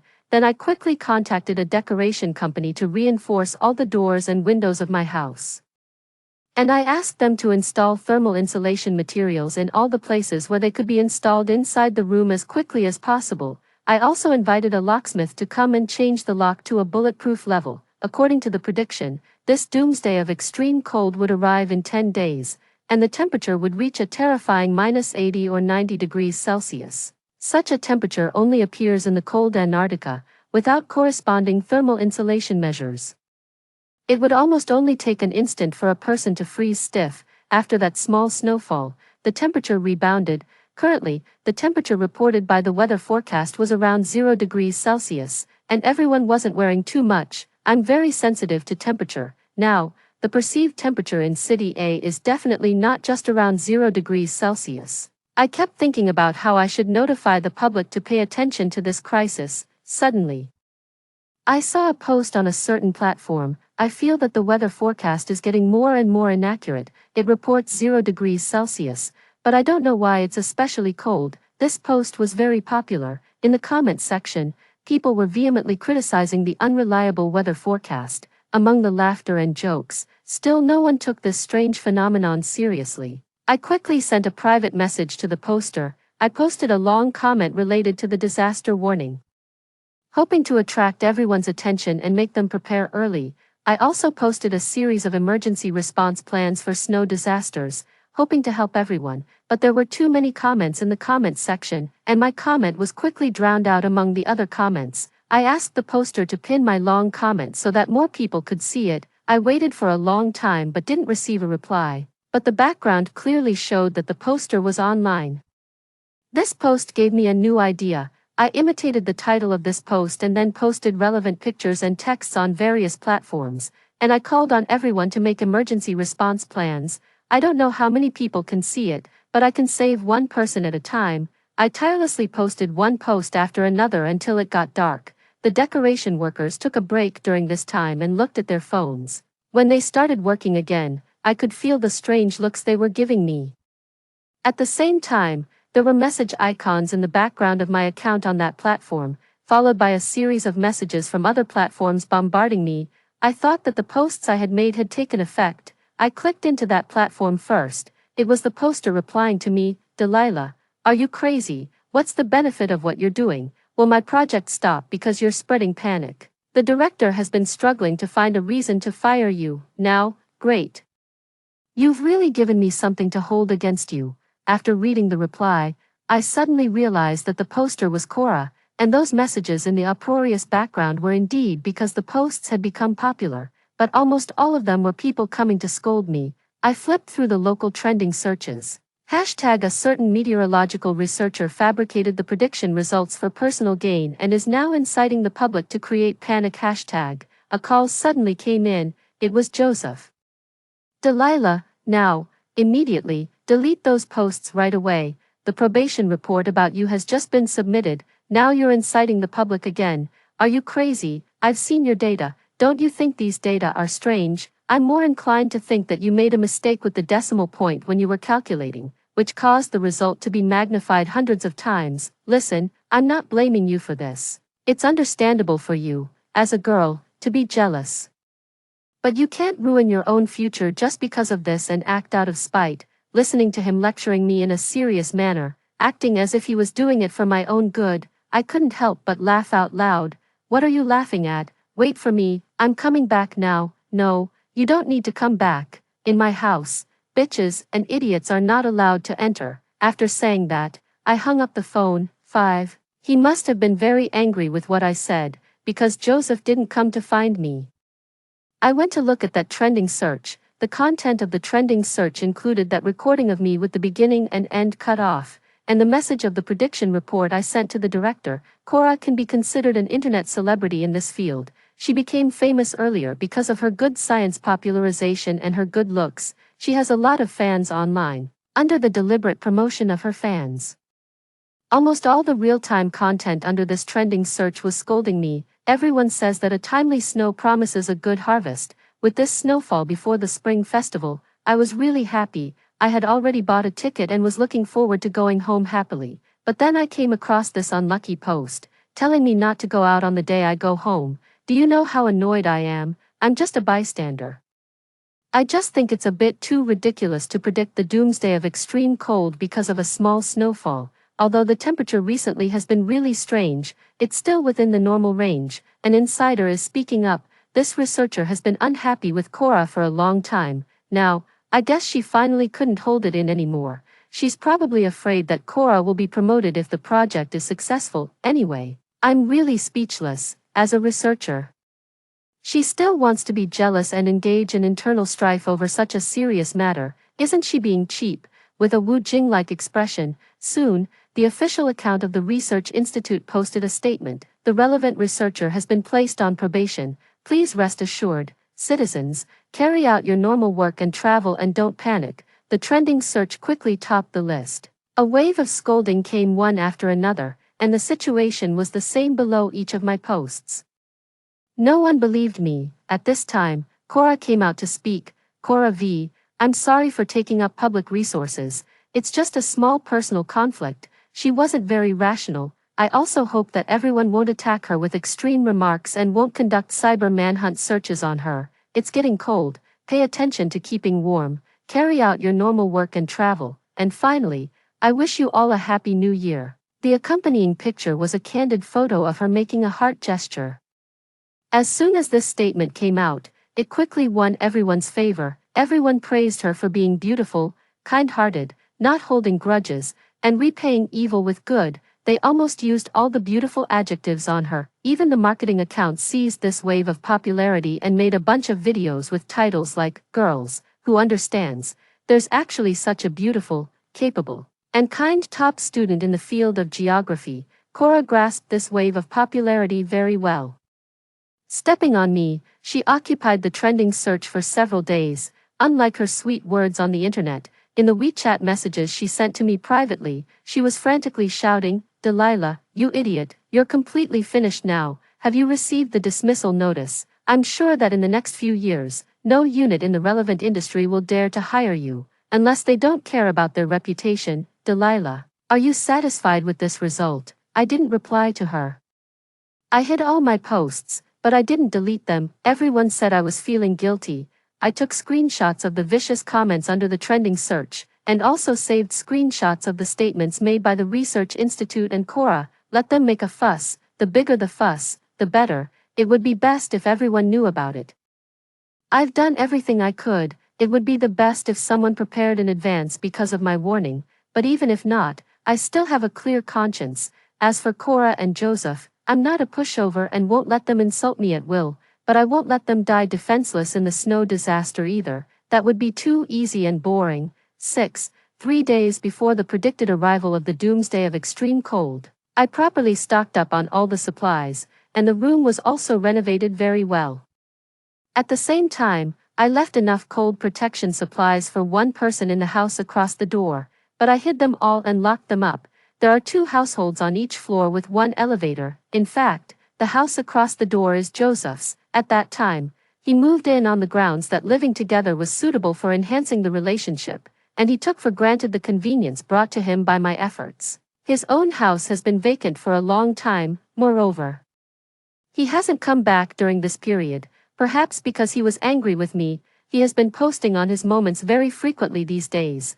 In almost every photo, he would inadvertently reveal some features of Cora. Cora's moments is the same. Some colleagues asked jokingly if they were going to officially announce their relationship, and also asked in a sarcastic way if he had broken up with a brainless person like me. In the last 3 days, the temperature was actually already very low.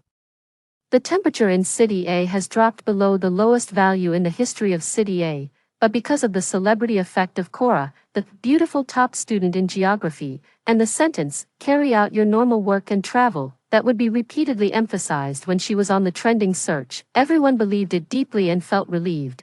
No one worried that something really would go wrong. Late at night on the second last day, because the doomsday was approaching, I had some trouble falling asleep. Suddenly, the surveillance camera outside the door reminded me that there was someone outside.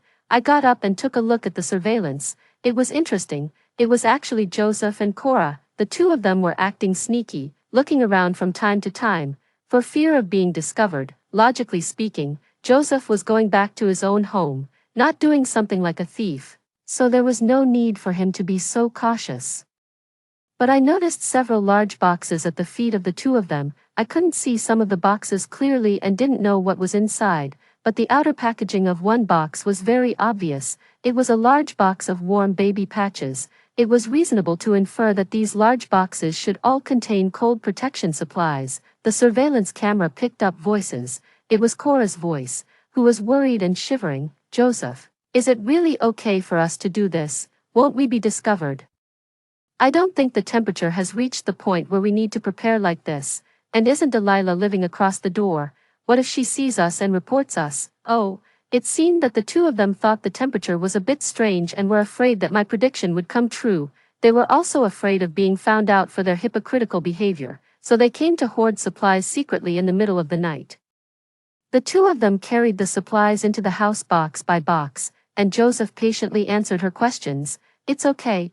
It's better to be prepared. There is no surveillance camera at the door, and it's late at night now. She won't be able to find out. I don't live in this house, and no one will suspect. Her fingerprint is not recorded. After we finish moving the supplies, I'll change the password, and then it will be safe. We still need to prepare, if there is no snow disaster. It doesn't matter, if we are really discovered, we can say that Delilah deliberately put these things here to frame us. Anyway, I left Delilah's name when I bought these things online. Don't worry." Only then did Cora feel relieved. After the 2 of them moved the supplies and changed the password, they left. No one noticed the surveillance camera in the hidden corner across the door at all. After they left, I opened the door.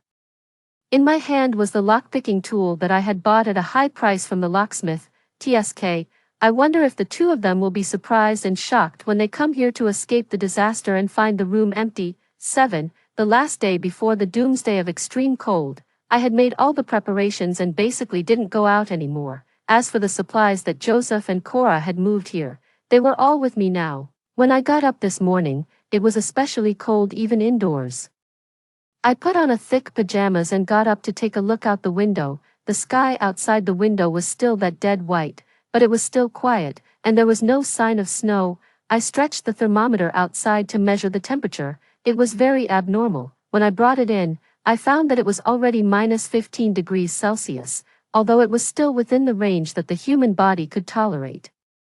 The weather forecast yesterday showed that the lowest temperature today was only -1 degree Celsius. About half an hour later, after I had a hot breakfast, I stretched the thermometer out again to measure the temperature. This time, it was -18 degrees Celsius. The rate of temperature drop was very strange. faster than the cumulative drop in the previous few days. These days, from time to time, someone would pull me out to mock me, and then bring up Cora to praise her a great deal.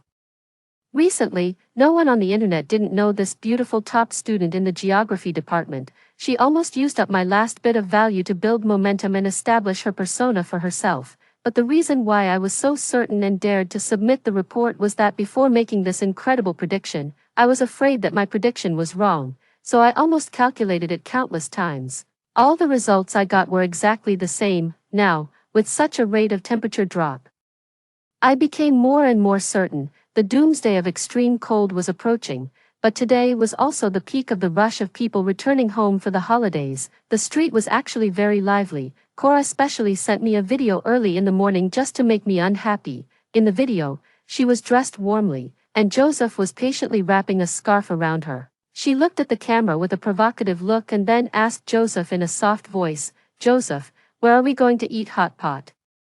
The street is so lively today. It seems that everyone has been infected by the atmosphere and has come out to go shopping. I wonder how Sister Delilah is doing now. Does she dare to go out? Joseph's cold voice came. Does she dare to go out? If she goes out, she will be treated like a rat crossing the street and be shouted at by everyone. I'll take you to a newly opened Sichuan-flavored hot pot restaurant on the street to keep out the cold. Cora took Joseph's arm and happily agreed. The video ended there, and I pulled back the hand holding the thermometer. It was minus 20 degrees Celsius. At the same time, the snow outside the window started to fall quietly. At first, this sudden snowfall, accompanied by the rush of people returning home for the holidays, seemed just right. Most people on the internet were just sighing that a timely snow promised a good harvest and that it must be a good omen. The people waiting for the train at the station to return home were also in a good mood, with happy and content smiles on their faces. As the snow gradually changed from light snow to heavy snow, people felt that their cold protection clothes seemed to have failed. Gradually, some people began to feel that something was wrong, but once someone posted a question asking if it was abnormal, they would be attacked by Cora's fanatical fans and be accused of spreading rumors and meddling. So such questions no longer appeared. The snow was falling heavier and heavier, and people didn't dare to ask because of the pressure of online violence. Here, the person that those fanatical fans supported, Cora, at first was almost live-streaming the sweet scenes of her and Joseph to me in real time, until the snow, which was getting heavier and heavier, fell thickly and soon piled up into a thick layer, and Cora no longer sent messages to harass me. I took a look at a collapsed wire outside the window. I guessed that there was no signal on the mobile phone. The snow started falling at 3 p.m., and in less than 4 hours, it became more and more violent, almost blocking out the sky and the sun, and even affecting people's normal line of sight. More and more wires were collapsed, utility poles were broken, and even the signal tower had problems. The signal on my side was barely holding up. Soon, the surveillance camera outside the door reminded me that someone had appeared. It must be Joseph and Cora. "Joseph, is it necessary for us to hide here? It's just a heavy snowfall. I still have a live broadcast tonight. How can I prepare like this?" Joseph seemed a bit anxious and rarely didn't agree with her. "Listen to me, we'll hide here today. There are sufficient supplies here. If the snow stops tomorrow, we can leave. I hope it's just an ordinary heavy snowfall." At the same time, a piece of news quickly topped the trending search. #heavy snowstorm is coming. The rush of people returning home for the holidays is suspended. Is the prediction true? There were still Cora's fans being stubborn. Are you already worried that it's the end of the world? If you were in the north, you'd probably be scared to death every day. You're making a big fuss. I'm going to have a snowball fight. Snow? I'm going to build a snowman. Some people supported it, while others were scared. Those who were scared wanted to go out to hoard supplies, but because they had no preparation before and the roads were difficult to travel on and the supermarkets had closed early, they were very worried at the moment. They were laughed at by the fans as being overly worried. Here, Joseph and Cora opened the door. "Joseph, I'm so cold. Can you spread out the electric blanket later?" I also installed a pinhole camera in the room. Joseph didn't respond to her. Cora turned her head blankly and followed Joseph's fierce gaze. There were no supplies left at all. Joseph punched the wall. "Damn it, Delilah. It must be Delilah. I guessed that Joseph's fist was as hard as a rock from the cold. At this moment, when it collided with the cold wall, I saw his face contort for a moment. Cora didn't have much courage and would only cry when something happened. Joseph's angry shout startled her, and she started crying anxiously. She pulled on Joseph's sleeve and asked him in a trembling voice what they should do. Maybe we should go back to my house. There's nothing here, and we'll freeze to death. Joseph's mood was not right. He pointed at the heavy snow outside the window that had completely blocked the view. Go back? How can we go back in this situation? You should think before you speak. Cora showed weakness and gently apologized, and Joseph's mood eased a bit. He always fell for this, but in the end, in the face of life and death, all forms of acting coquettishly would be useless. Joseph finally found a quilt that he hadn't used for a long time in the closet. It wasn't thick enough, but there was no other way. The two of them curled up together and wrapped the quilt tightly around themselves. Even so, the two of them still kept shivering. At this time, Joseph still had some feelings of pity for the fairer sex. He would desperately rub his hands warm to warm Cora, and then experience the pleasure of being a hero in Cora's countless thank yous. This was the first night, and the two of them snuggled up and fell asleep with difficulty. At this time, the outdoor temperature was -35 degrees Celsius. What the two of them didn't know was that as the first body that was frozen to death at the station at night was discovered, more and more bodies appeared on the trending search. Only then did people realize in horror that my prediction seemed to be really accurate.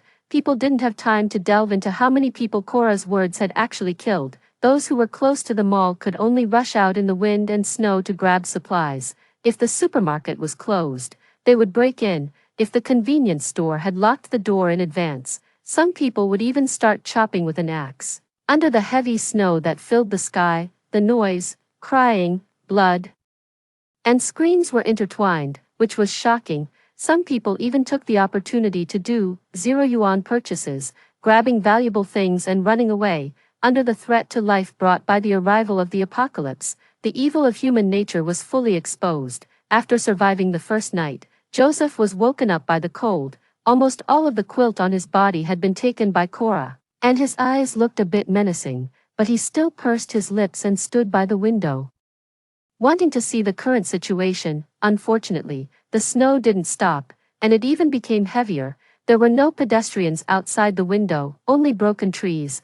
Judging by eye, the snow accumulation had reached up to the position of an average person's thigh. It only took less than a day. Joseph clenched his fists and closed his eyes tightly. Joseph, I'm so hungry and cold. Cora seemed to think of something suddenly and raised her head abruptly. Joseph, Delilah. Delilah must have a lot of supplies. Let's trick her into opening the door and then push that bitch out. The light in Joseph's eyes lit up, and I smiled. He came to my door. He banged on the door vigorously. Delilah, you won. You were right. Let me in. I don't blame you anymore. At this moment, I was sipping hot milk tea and deliberately turned on the intercom function of the surveillance camera outside. I'm sure he heard my satisfied sigh. Cora, wrapped in a quilt and shivering, stood behind him and was also showing weakness to me at the moment. I slumped lazily on the sofa, and my lazy voice reached the ears of the two of them. Did you forget what I said? No bitches or idiots are allowed in my house. The faces of the two of them were extremely terrible looking. I picked up my phone and sent a message to Joseph. Under the bed in the guest room of your house, there is self-heating rice for one person and warm baby patches for one person. How about it? I'm pretty nice to you, right? That was the amount for one person for a day. Then I sent a message to Cora. This would be the first and last message I sent to her. In the fourth compartment of the third layer of the storage cabinet in the utility room, there is an axe. Come on, stay alive. 9. The two of them returned to the room with their own thoughts, but neither of them told the other about the messages they received. As soon as Joseph returned to the room, he pursed his lips and entered the guest room, but to my surprise, he didn't keep that precious self-heating rice for himself. Instead, he took it out and shared it with Cora. Well, without having truly felt the threat of death yet, he still had a bit of love left. Cora was extremely touched. The two of them shared the food, taking turns to have a bite. It seemed so warm and sweet. But she still didn't tell him about the axe. At the same time, the elevator, which hadn't lost power yet, rang. The man who came out was a fierce-looking muscular man. if I wasn't mistaken, he was also holding a long stick in his hand. I recognized him. He was a resident downstairs and not easy to get along with. His target wasn't me but Joseph's house. Bang bang bang. The knock on the door sounded, startling the two people inside the house. Joseph put down the lunchbox and got up cautiously to look outside through the peephole, but as if he had a sixth sense, the man suddenly leaned right up to the peephole. It gave Joseph quite a fright. Open the door. I know there's someone in there. My wife and daughter have been hungry for a whole day. I know you guys secretly brought a lot of things here in the middle of the night a few days ago. Lend me some, I can pay for them.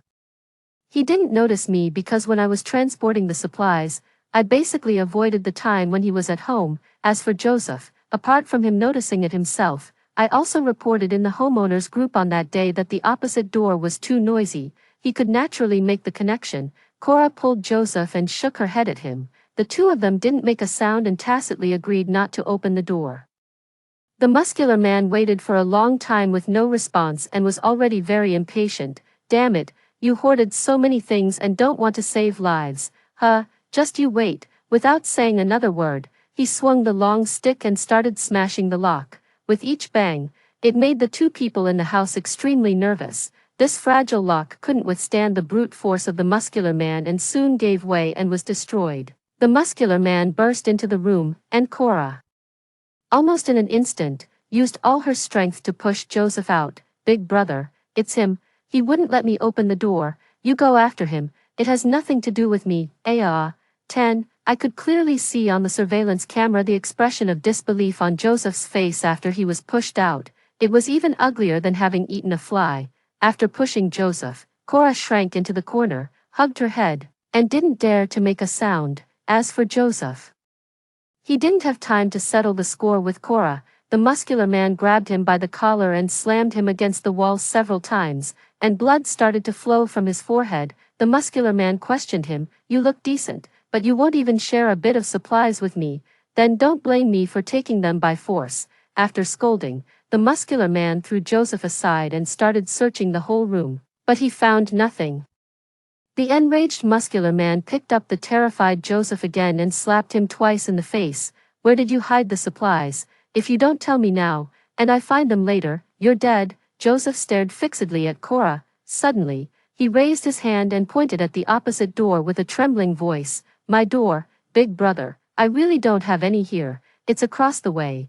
It's all over there. She not only hoarded a lot of things herself but also stole mine. You go and ask her for them. Big brother, go and smash her door. I really don't have anything here. The man looked around suspiciously. Indeed, he couldn't find anything, so he came to my door and repeated the same process. He still held the long stick that had smashed Joseph's door lock in his hand. Joseph stepped back with lingering fear, and there was a hint of vengeful pleasure in his eyes. I lounged leisurely on the recliner and didn't respond no matter how the muscular man knocked on the door. The muscular man lost his patience and started raising the long stick to smash at my door lock. Smash away, go ahead. If you can break it open, I'll admit defeat. After the renovation, I even tried with a chainsaw and failed. The chainsaw got damaged. What's brute force compared to that? Moreover, I had set up an alarm at my door. When there were suspicious people, it would spray water directly. It was already minus 40 degrees Celsius. Water would turn into ice instantly. The water column sprayed onto the man, turned into ice cubes, and got into his collar, making him shiver from the cold. Failing to break the door and getting a shock from the cold, the man erupted after a moment of silence. Damn it, you dare to play tricks on me. Joseph was again pressed against the wall and hit his head against it. His entire forehead was covered in blood and flesh. The muscular man stopped when he ran out of strength. After kicking Joseph, he left. Joseph lay on the ground like a pile of mud, and the blood he spat out quickly froze. He slowly crawled into the door, looked up, and asked Cora, "Are you satisfied?" 11. Cora replied to him with a sobbing voice, "What could I do? If I didn't do that, I would have been beaten to death." Joseph didn't respond to her and struggled to get up. Cora flatteringly stuck the warm baby patches on him, but he didn't react much. The two of them spent the second day in silence. At this moment, the temperature had reached minus 60 degrees Celsius. The signal started to be unstable, coming and going, and the power system also began to malfunction. people in the homeowners group kept crying for help, asking for cold protection supplies and food, but basically, no one responded. Everyone was trying to protect themselves. At this time, if someone revealed that they had supplies at home, it would undoubtedly be courting death. I basically stayed in bed to conserve my strength. Although I had prepared enough rechargeable electric blankets and warm baby patches, the heat they generated was limited. They could only keep me from freezing to death, and I didn't want to waste it. I sent a message to Joseph. It was the single-person portion of supplies for the next day. Joseph checked the message while avoiding Cora. He got up, using going to the bathroom as an excuse, and went to the bathroom. When Cora realized that there was a smell coming from the bathroom, Joseph had already finished eating with the door locked. This time, he didn't leave her any. When Cora realized this, she took another look at my message. Was she confirming the location of the axe? Joseph came out as if nothing had happened, facing Cora's resentful gaze. He didn't react at all, and I, taking advantage of the signal about to disappear, informed Joseph of all the single-person supplies for about the next month. These supplies might not be enough for a single person to use, but they could maintain the minimum vital signs for a person to survive. If my prediction was accurate enough, this doomsday of extreme cold would probably last for about a month. After a month, who would be the one to survive? 12. Before the power system collapsed, there were several groups of people searching around, because climbing over walls from the outdoor environment at -80°C would definitely lead to death from the cold. These people robbing supplies could only travel by the elevators that hadn't malfunctioned yet. Joseph's door lock was broken, and the two of them basically had no ability to fight back. Their home was searched everywhere. Since no usable supplies were found, they just got beaten and kicked a few times. Some people even suggested that when the two of them froze to death here and there was really no food, they would divide and eat them. This scared Cora into a breakdown and she burst into tears. She pointed at my door and said that I must have supplies. As a result, a group of people smashed and kicked at my door, but my door remained unshaken. The group of people were extremely angry, and Cora and Joseph got beaten again. Joseph just remained silent and didn't say a word. Later, the power system completely collapsed, and all the signals disappeared. I locked the stairwell on my floor, the elevator stopped operating, and no one came up anymore. The surveillance camera lost its signal, and I stopped observing it. I just counted the calendar every day, hoping that the doomsday would pass quickly. On the 15th day, the temperature had reached a terrifying -80°C. The heavy snow outside the window hardly ever stopped. At this rate, some of the lower floor residents should have been buried in the snow. I no longer held the thermometer and reached out to measure the outdoor temperature because my hand would be directly frozen and disabled. I almost buried myself in the quilt every day. It was really too cold. It was on this day that, in a drowsy state, I heard a scream outside the door, a man's scream. Following that were faint sounds of pleading for mercy and crying, which I couldn't hear clearly, but it seemed to be of no use. I also heard the huge sound of a blade chopping through bones, bang after bang, chop after chop. It was terrifying. 13. On the 25th day, the temperature dropped below my estimate and reached a terrifying -90°C. Fortunately, it hit rock bottom and then rebounded. On the 26th day, it started to rise slowly. On the 30th day, I unexpectedly found that the signal started to appear faintly. On the 35th day of the doomsday, the snow stopped, the temperature rose back to -30°C. We heard the voice of the rescue team for the first time. This was undoubtedly the best news, but in our building, I didn't hear much cheering. Probably, not many people survived. So, what about the opposite side? On the 40th day of the doomsday, the temperature returned to 0°C. The clouds dispersed, and people saw the sunlight after the doomsday for the first time. It symbolized a new beginning. I finally crawled out from under the thick quilt that almost crushed me to death to welcome this ray of sunlight. On the 41st day of the doomsday, after all-out emergency repairs, the power system and the signal were all restored. I finally turned on the air conditioner to keep warm and let out a satisfied sigh. At the same time, I heard a cheer coming from the opposite side. It was a woman's voice. I survived, I'm still alive. Then there was a violent fit of coughing. All the social media apps started to operate again. all the top trending searches were about this unprecedented and terrifying snow disaster doomsday. The homeowners group was completely silent, the second trending search. Right after the doomsday topic was a shocking report.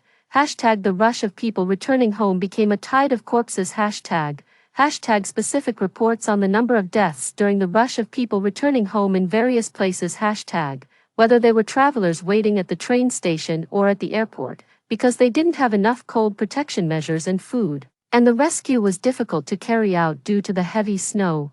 Almost none of them were spared.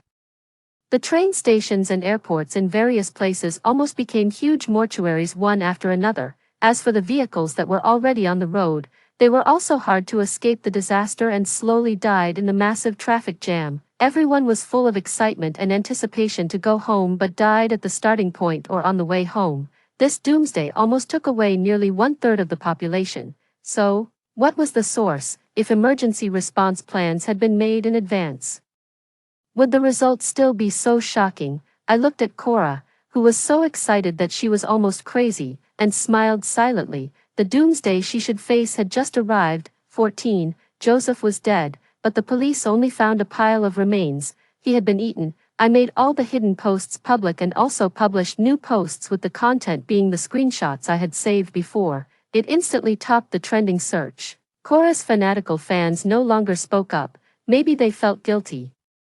Or maybe they simply didn't survive. To support my calculation, I almost didn't sleep or rest and calculated it countless times. All the results I got were the same. She waited, she even rushed out, wanting to go home to welcome her new life and celebrate that she had survived.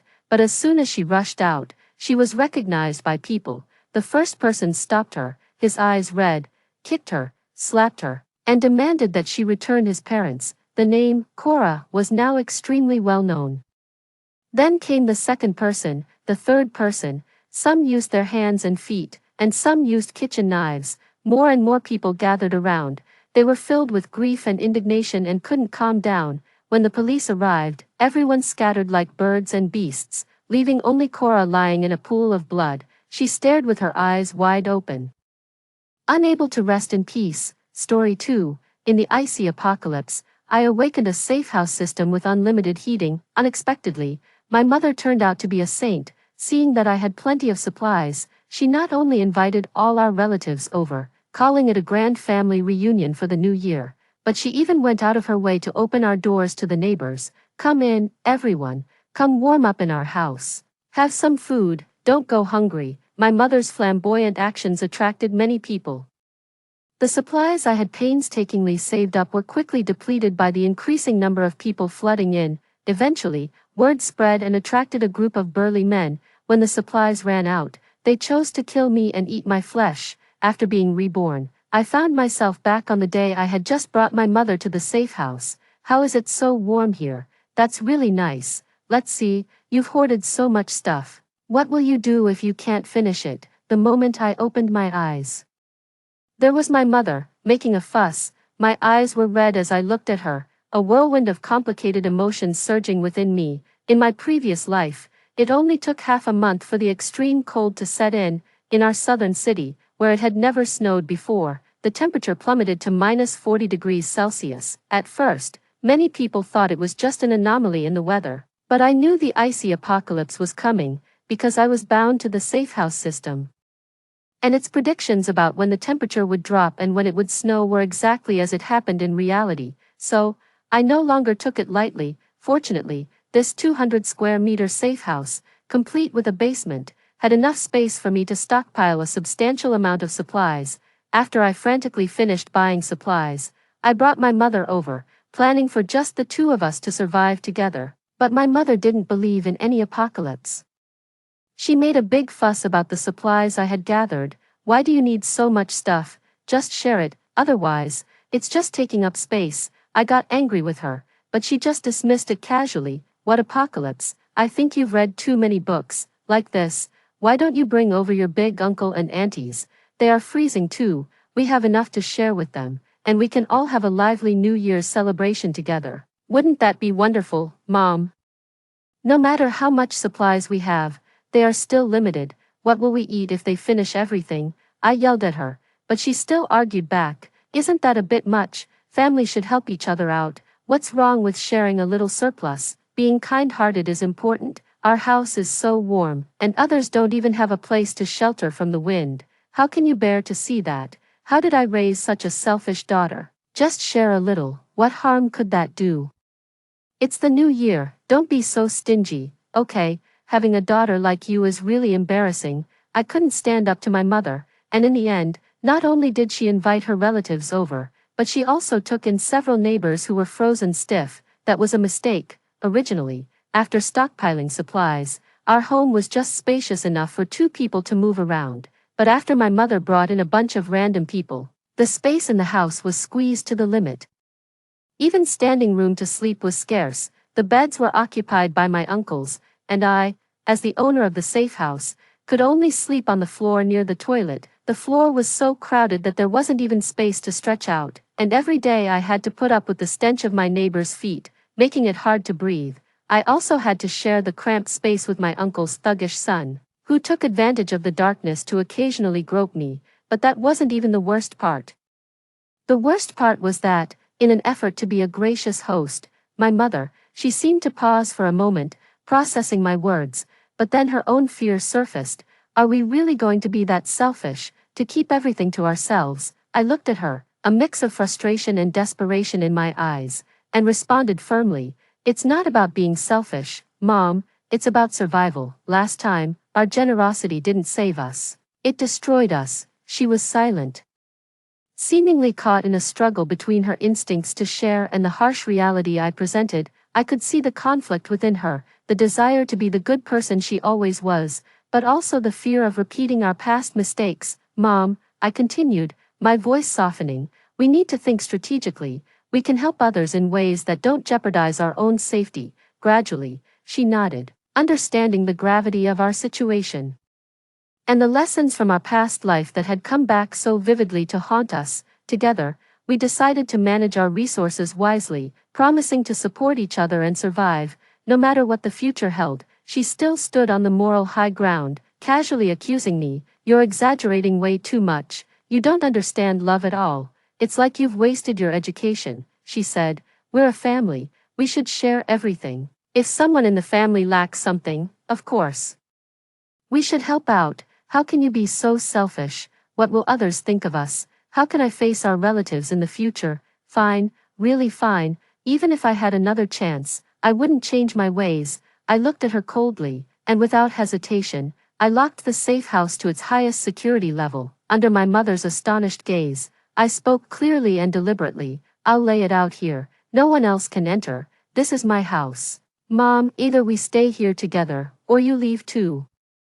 Under the influence of my assertiveness, my mother finally calmed down. From the window, the extreme cold world outside was nothing but pure white, the doors were frozen shut, and my mother finally started to settle down and just focus on our own lives. But then she opened the property management group chat and saw everyone begging for help. Her compassionate heart stirred again, since I wouldn't let her send messages or reveal our address. She didn't make a fuss but just looked at me with tears in her eyes. My child, how can you be so heartless? We're all in the same boat, and we have so much. I was tormented by her tears. Was I not willing to be kind? Did I enjoy nitpicking? Didn't I want to be known as a good person? But with my current capabilities, being able to take good care of my own mother was already an achievement. This weather will continue for at least 2 years, Mom. We simply don't have the resources to help others. You can predict the future now.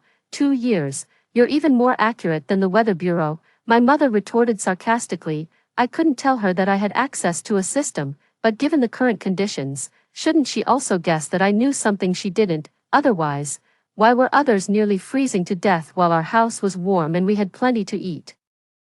I took a deep breath and ignored her. Unexpectedly, in the bathroom, she secretly sent a message to our relatives. Big brother, are you there? My mother sent a voice message. You look so cold. We have plenty of food and the heating is strong. Feel free to come over anytime. I wanted to come and get you, but Nora must be crazy. She not only stops me vigorously but also won't let me tell you the address. She doesn't care about you, but I do. The bathroom door wasn't soundproof.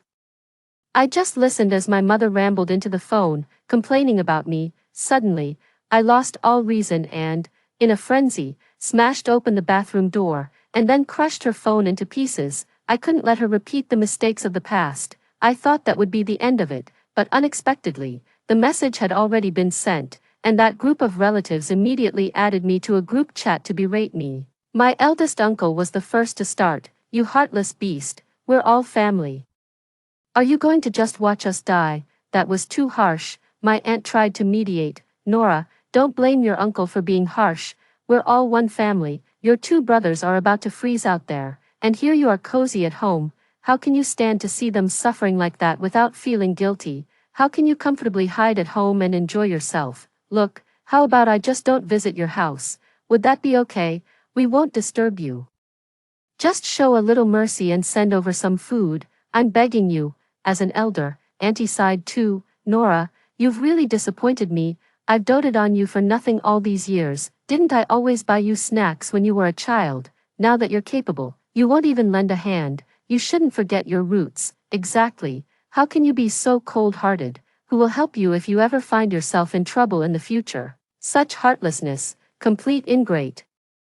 Everyone positioned themselves on a moral high ground, each remark painting me as some unforgivable villain. But in my past life, when I had taken them into my home, I was the one who served them tea and water. I was the one who served them meals. I was also the one who was sexually harassed. Later, when those villains came, my uncle, trying to save himself, pushed me out first. "Just kill her. She's young. Her flesh is tender." At that time, as I was carried onto the stretcher, all my relatives watched indifferently. None of them stood up for me. Even my aunt breathed a sigh of relief and muttered softly, "Good, they'll eat her first so they won't have to eat us." Remembering the memories from my past life makes me want to vomit. These ungrateful relatives don't deserve any help from me. I glanced again at the group message above. Fortunately, Mom hadn't revealed our exact location. They couldn't track us down. It was just venting their anger. I ignored it and left the group in one click. Mom was still nagging by my side. "Look, we're all family. Just because of you, look what you've done to our family relations. Your aunt's family has hardly any food left, and the kids are not even 2 years old. What if they freeze? Nora, just send them some food. We have plenty stored up anyway." They've all been cursing me in the group. Didn't you see how horrible they were? I massaged my temples and said exasperatedly, "That's because you started this heartless business first." Mom began to cry on the floor, pounding the ground with her hands. "You really are heartless, such a wicked child, nothing like my own." "Fine, I'm heartless, you're the compassionate one, you go deliver it." I yelled at her. "It's nearly minus 50 degrees Celsius outside, the cars can't even operate in such terrible and dangerous weather, and you want your daughter to go out and deliver supplies. If you want to deliver, go deliver yourself. Don't boss me around. How can you speak to your mom like this, you heartless thing?" Mom slapped me right then and there. "Fine, I'll deliver it myself at my old age. I may be old and useless, but at least I have a kind heart, unlike your selfish and venomous self." She shouted this loudly. I covered my face, seeing only disappointment. "If you're going to deliver it, then just go. Stop the empty talk. I'm leaving now," she declared righteously. Clearly, she had been comfortable for too long and had no concept of what minus 50 degrees Celsius felt like. She dressed herself and cursed as she opened the door. As soon as the door cracked open, a cold blast hit. Everything near the door frosted over. Mom shivered intensely and quickly shut the door, watching her at the doorway, unsettled and patting her chest. She didn't even take a step outside. I couldn't help but scoff. "Go on, deliver it. Why aren't you going?" She fell silent, saying nothing more. It turned out, she only had the energy when it came to ordering me around. Why not let her try making one herself? I shrugged and said nothing more, but the next morning, as soon as I woke up and checked WeChat, I found it exploding with messages. "Nora, we're almost at your place. Hurry up and open the door for us. We're about to freeze to death. Nora, you must open the door for us today." It was my uncle and aunt messaging me simultaneously. A shock ran through my heart. How on earth did they find out our exact address? I scrolled through the messages and my anger began to boil. Just the previous night, while I was asleep, my mother had unlocked my phone and added me and the relatives to a group chat. She personally sent a location pin in the group and pretended to be polite, saying, "Come on over. It's warm here and there's plenty of stuff." Nora wouldn't let me share this. I had to do it while she was asleep. The heartless girl, don't worry. Big brother and little sister, if she won't host you, I will. Come quickly, we have more supplies here than we can eat. Let's have a nice family reunion dinner before New Year's Eve. My head buzzed, and then suddenly, there was a loud knocking at the door. Open up, Nora, it's us, open the door. My mother leaped to the door and flung it open, and I, just waking up in bed, hadn't even had time to get dressed. My uncle and aunt's families just entered, and a warm rush greeted them. Melting the frost on their faces, "It's so warm in here," they exclaimed. I hastily threw on some clothes and came out of the room with a scowl. I saw a flash of jealousy and greed on my uncle's face. Having survived an apocalypse once, I was particularly sensitive to these emotions, yet, my oblivious mother continued to warmly welcome them. Come, sit down, you must be frozen. Nora, go get them some water." Anger surged within me. The door was still open. It didn't matter anymore, let it be. I had always known there was a traitor in the house, so I had a backup plan. Most of our supplies had been moved to the basement, leaving less than a third in the house. The basement was designed to be extremely concealed, seamlessly blending with the surrounding floor, and my mother had no clue about it.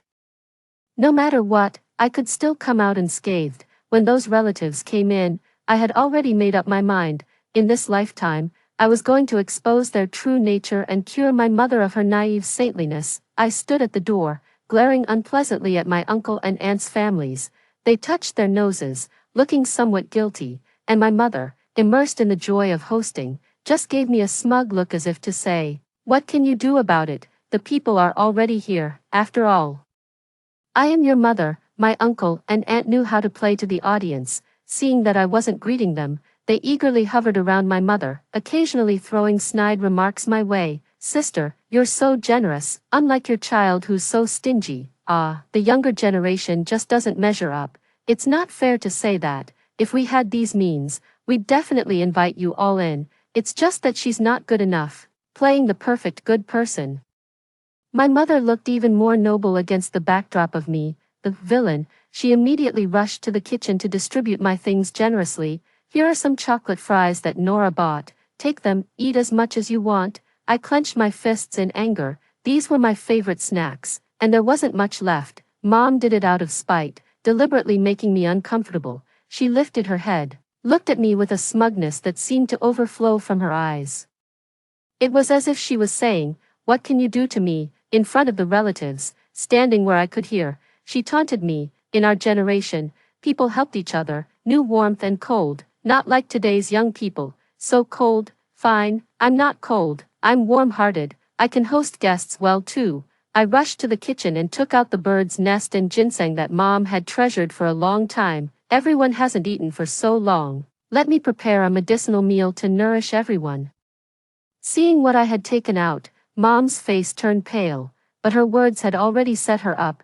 Now it was too late for regrets. The cousin who harassed me in my past life, while still showing respect towards my mother, then turned to me and mouthed, "Bitch, I did it, what can you do about it?" And my aunt, looking at me coldly, said, "Nora, your aunt has seen all your past actions. You've chilled the hearts of our relatives. It's too late to make amends now." My uncle snorted and pushed the bowl of bird's nest soup off the table. Mom cried out in distress, "Brother, if you don't want to drink it, fine, but why take it out on things? I usually can't bear to drink it myself." Watching the true faces of these relatives, I just found it ridiculous. They had just entered my house and started showing their true colors to the host, constantly calling me ungrateful, when in fact, they are the ones who lack gratitude. I suddenly struck the wall with the back of my hand.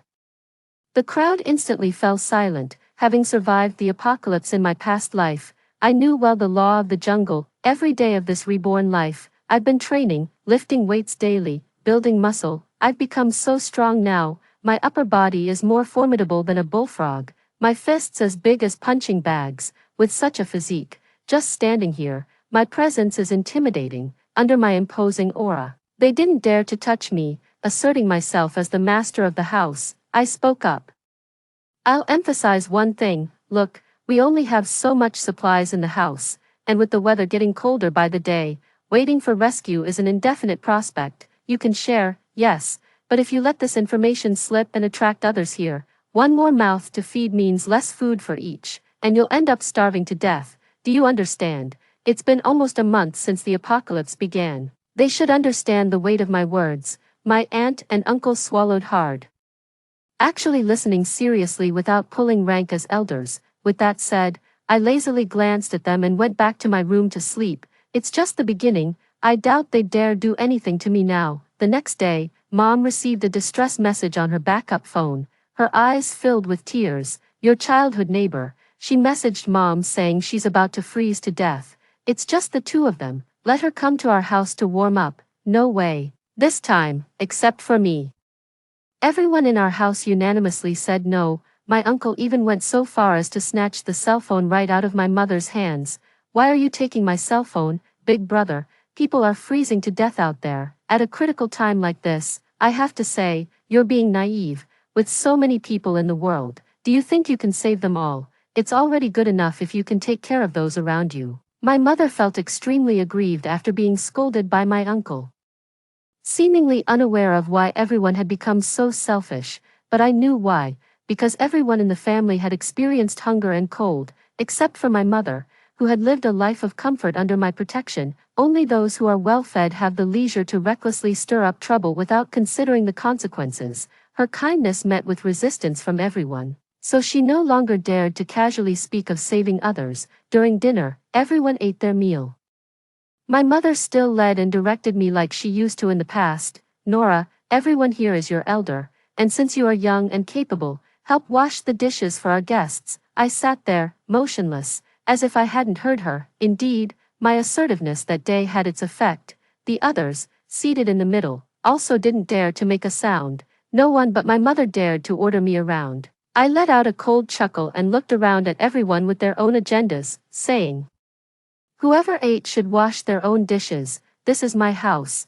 Letting you in is already a favor. My mother was immediately upset. How can you speak like that? Don't you have any manners? How can you make guests wash the dishes? Fine, if you don't want to wash, let your mother do it. Let these old bones of mine wash them for you. She began to play the martyr, thinking these words could prick my conscience and persuade me to help her. But I just shrugged and dropped a casual remark, suit yourself.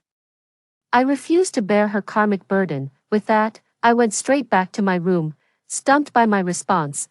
My mother, unwilling to lose face, actually went to wash the dishes. I rolled my eyes. She really knows how to make life hard for herself. My uncle and aunt are no saints. Seeing my mother work diligently without appreciation, they just piled even more tasks onto her. It wasn't even a week before my mother couldn't take it anymore.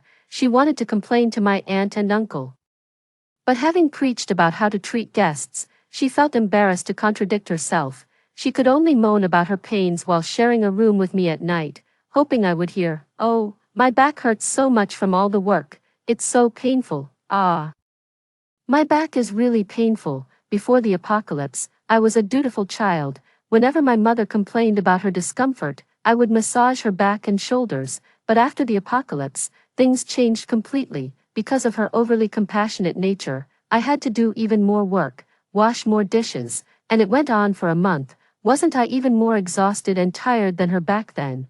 But in my past life, no one pitied me. Mother, the pain isn't in your body, so naturally you can't empathize with me, so in this life, I won't empathize with you either. Faced with her self-inflicted suffering, I only felt that she deserved it. I wore earplugs, pretended not to hear, and continued to sleep. People tend to bully the weak and fear the strong. During that week, no one bothered me. They all dumped the workload on my mom. It wasn't even half a month before my mom couldn't take it anymore. For the first time, she showed her displeasure to the guests. From now on, whoever makes a mess cleans it up themselves. My aunt looked wronged but said something that put my mom in a difficult position. Sis, weren't you the one who always talked about hospitality? I work so hard every day, and you all just sit there without seeing any of it. Really, sitting here as if you own the place. This is our house, my aunt retorted. Didn't you always say we're all family? Now what's this about yours and mine? My mom, so angered she was practically shaking, couldn't find the words to counter. She just dropped a line, "Fine, from today onwards, I'm not doing any work." I secretly curved my lips upwards. Good, Mom finally stopped being a martyr and started standing up for her rights, though it really was a bit late. Mom's dream of a joyful, harmonious family atmosphere never materialized, with over a dozen people in the house needing to eat every day. Every mouth seemed like a bottomless pit, looking at the increasingly bland dishes. My little cousin bellowed in frustration, "Mom, Auntie, I don't want to eat rice every day. I want meat, fried chicken, roast duck. I want to eat well." My aunt couldn't stand to see her son so upset and blurted out in a rush of complaints to my mom, "Now we can only eat plain white rice every day, not even a side dish. We have several cans of fish at home." I knew we shouldn't have come. Mom was utterly baffled. She didn't understand why helping others had led to this, but only I, who had survived the apocalypse, knew the truth of gratitude and resentment over a handful of rice. "Can't you see the situation? If you hadn't come, you'd all have frozen to death outside by now. I knew I shouldn't have let your family in." This was the first time my usually helpful and kind-hearted mom shouted at relatives, "What's wrong with complaining about bad food? You said there would be plenty to eat and drink at your place. And look at us now." The scene was chaotic. And if it weren't for me holding them back, they might have started fighting. "Let's all calm down. Staying alive is what's most important right now." My uncle rushed into the house and pulled the two arguing parties apart, but his eyes, filled with hatred and scheming, sent shivers down my spine. As supplies dwindled, the atmosphere in the house grew more oppressive. "Sis, how much rice do we have left? I see your daughter's cooking less and less each day, and the kids are still hungry." That was my aunt's voice, deliberately lowered, but every word was pointed. My mom sighed and waved her hand. "Oh well, I'll check the rice bags again. If it's not enough, we'll just have to make do." But the next day, my cousin's cries of hunger, holding his bowl, pierced everyone's heart like a needle. The remaining rice was running out. What was cooked in the pot was nothing but watery soup with a few wild vegetables floating on top, mocking the absurdity of this family reunion. The wrinkles on my mom's face deepened. As daily rations were distributed, everyone's eyes were round and watchful, fiercely guarding their share, afraid of getting less. My aunt and cousin had already fought twice over insufficient food. My cousin, dizzy from hunger, secretly stuffed a hard biscuit into his pocket. When discovered, his mother slapped him and scolded harshly, "Eat, eat, eat. Do you think just because you're a child you can take whatever you want? This place is all about rules." "Rules?" Auntie shouted with red eyes. "Your family eats the most, and you still have the nerve to talk about rules." The argument spread from the kitchen to the living room. Everyone was shouting and cursing. Children hid in the corners crying, as if they knew this household could no longer bear the strain, until one day, something even more terrifying happened. Mom discovered that the bag of rice hidden under her bed had disappeared. "Who took it?" For the first time, Mom asked coldly, anger in her voice. Everyone bowed their heads in silence. "I'll ask again. Who took the rice?" "How can you speak like that, sister-in-law?" This time, Auntie spoke up, her tone full of disdain. "It's the end of the world. We all need to survive. There's no yours or mine. We're a family. We should share our joys and sorrows. The rice must have been cooked by someone. What are you fussing about?" Mom's face stiffened. Auntie's words were exactly what she herself had said a few days ago. Thinking back to a few days earlier when she had proudly spoken about helping others, Mom's face twisted in irony. Outside, the wind and snow roared like wild beasts. Inside, it felt even more like hell. Hunger distorted everyone's faces, and familial bonds had long been shattered into pieces. This was the fourth day without food. Everyone was listlessly curled up in corners. Mom and I stayed in the bedroom. Mom lying stiffly on the bed, her eyes vacant.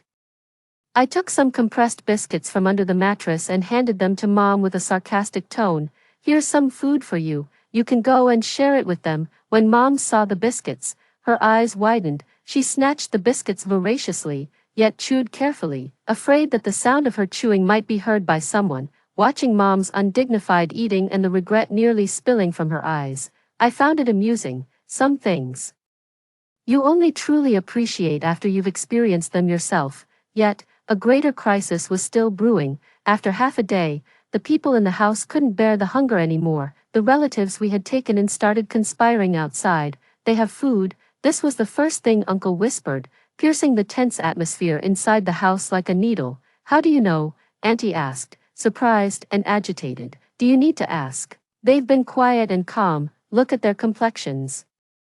Do they look like they're starving? Uncle said grimly. Besides, it's the end of the world, they're the homeowners, isn't it normal for them to have a private stash? Auntie's eyes flickered, obviously mostly convinced. She licked her dry lips, her voice hoarse. But if we just go and rob them? Isn't that too what? Uncle scoffed coldly. Look around, who else in this house can last? If we wait any longer, we'll all starve. He lowered his voice, his tone sinister. Better to force them to give up the food. If they don't have any, we can resort to eating the mother and daughter. After all, it's just two women, and there are no men to help them. What trouble could they possibly stir up? These words silenced Auntie for a moment. But eventually, she nodded. In the bedroom. I leaned against the metal door of the safe room. I heard everything loud and clear. I always knew this day would come, Mom, I said in a low voice tinged with sarcasm. Do you hear that? These are the wonderful relatives you welcomed. Mom froze by the bed, her face deathly pale, trembling all over. How could they? How could they? Why couldn't they? I scoffed coldly.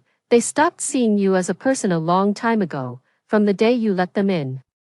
They treated you like an endless source of charity, you liked playing the saint, and now you see, saints are only good for sacrifice. Mom was speechless, guilt and fear mingling in her eyes. At midnight, the conspiracy finally took shape. Bang, bang, bang, the knocking came, along with my uncle's shouting. Sis, open up, we're family, we won't hurt you. Mom looked terrified at the door, her voice trembling. They really came. I grabbed her and pushed her into a corner, saying coldly, shut up, just watch, this is a safe house. Even the bedroom door, once shut, is impervious to blades and bullets, so, I had no worries about our safety. As we remained silent inside, the voices outside grew more vicious, turning from urging to threatening. Sis, stop pretending, we know you have food. If you don't open up, don't blame us for being rude. Then came the sound of a knife hacking at the door. Bang, bang. The metal door emitted a low hum but showed no signs of damage. What's with this door? Impervious to weapons, my aunt screamed outside. What do you mean impervious? Keep chopping, my uncle frantically said. Inside, Mom cowered in the corner, tears streaming down her face. How could they do this to us? We're supposed to be family. Mom, they're right, I interrupted her coldly. Aren't you all about giving? Didn't you say family should support each other? Now's your chance. Why don't you open the door? Mom sobbed, unable to lift her head.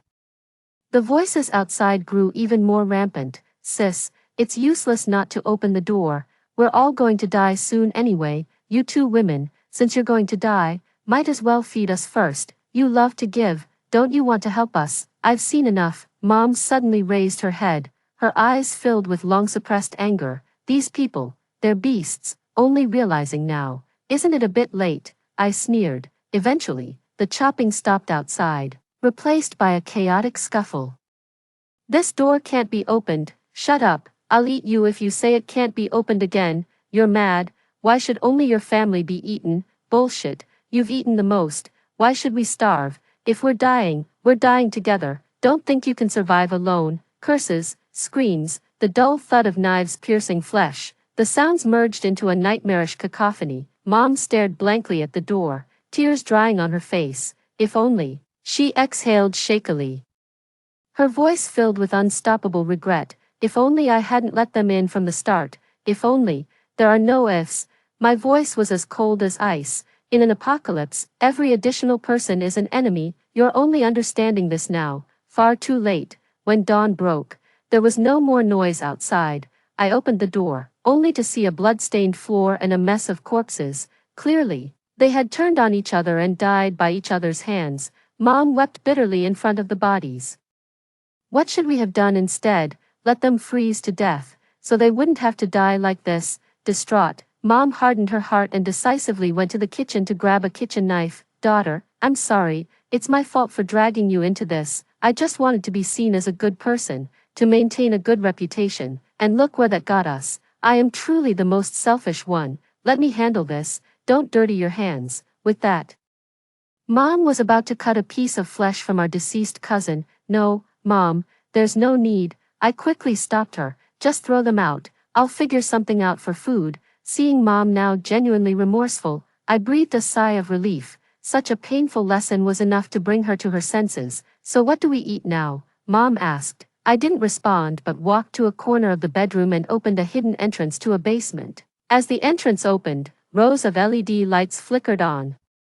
The spacious basement was filled with neatly arranged supplies, bags of rice, canned goods, vacuum-sealed biscuits, and instant meals on one side, and reserves of mineral water and beverages on the other, along with various household items, even including a small generator. Mom was stunned and murmured, "Where did all this come from? I kept a backup plan, otherwise, with your generous nature, you would have given away everything we had," I said. Prying open a can with an army knife and placing it in front of Mom. "Eat, Mom," watching the fully stocked basement and the can in front of her. Mom didn't know whether to cry or laugh. "Nora, thank you for keeping this for us. I've been a burden on you," I shrugged, not knowing what to say. Eventually, we cleared the bodies from the floor. We dug out the supplies and enjoyed a hearty meal of hot pot. Fortunately, my prior preparations were sufficient. Not just with food but also with entertainment like tablets and pre-downloaded TV shows, so even staying at home wasn't too hard. There were plenty of things to keep us occupied. Finally, after what seemed like an eternity, the snow outside began to stir. A beam of sunlight entered our home. I watched the temperature slowly rise and the snow melt away, reflecting on everything. I felt a sense of relief. After enduring a long, cold winter, spring was finally on its way.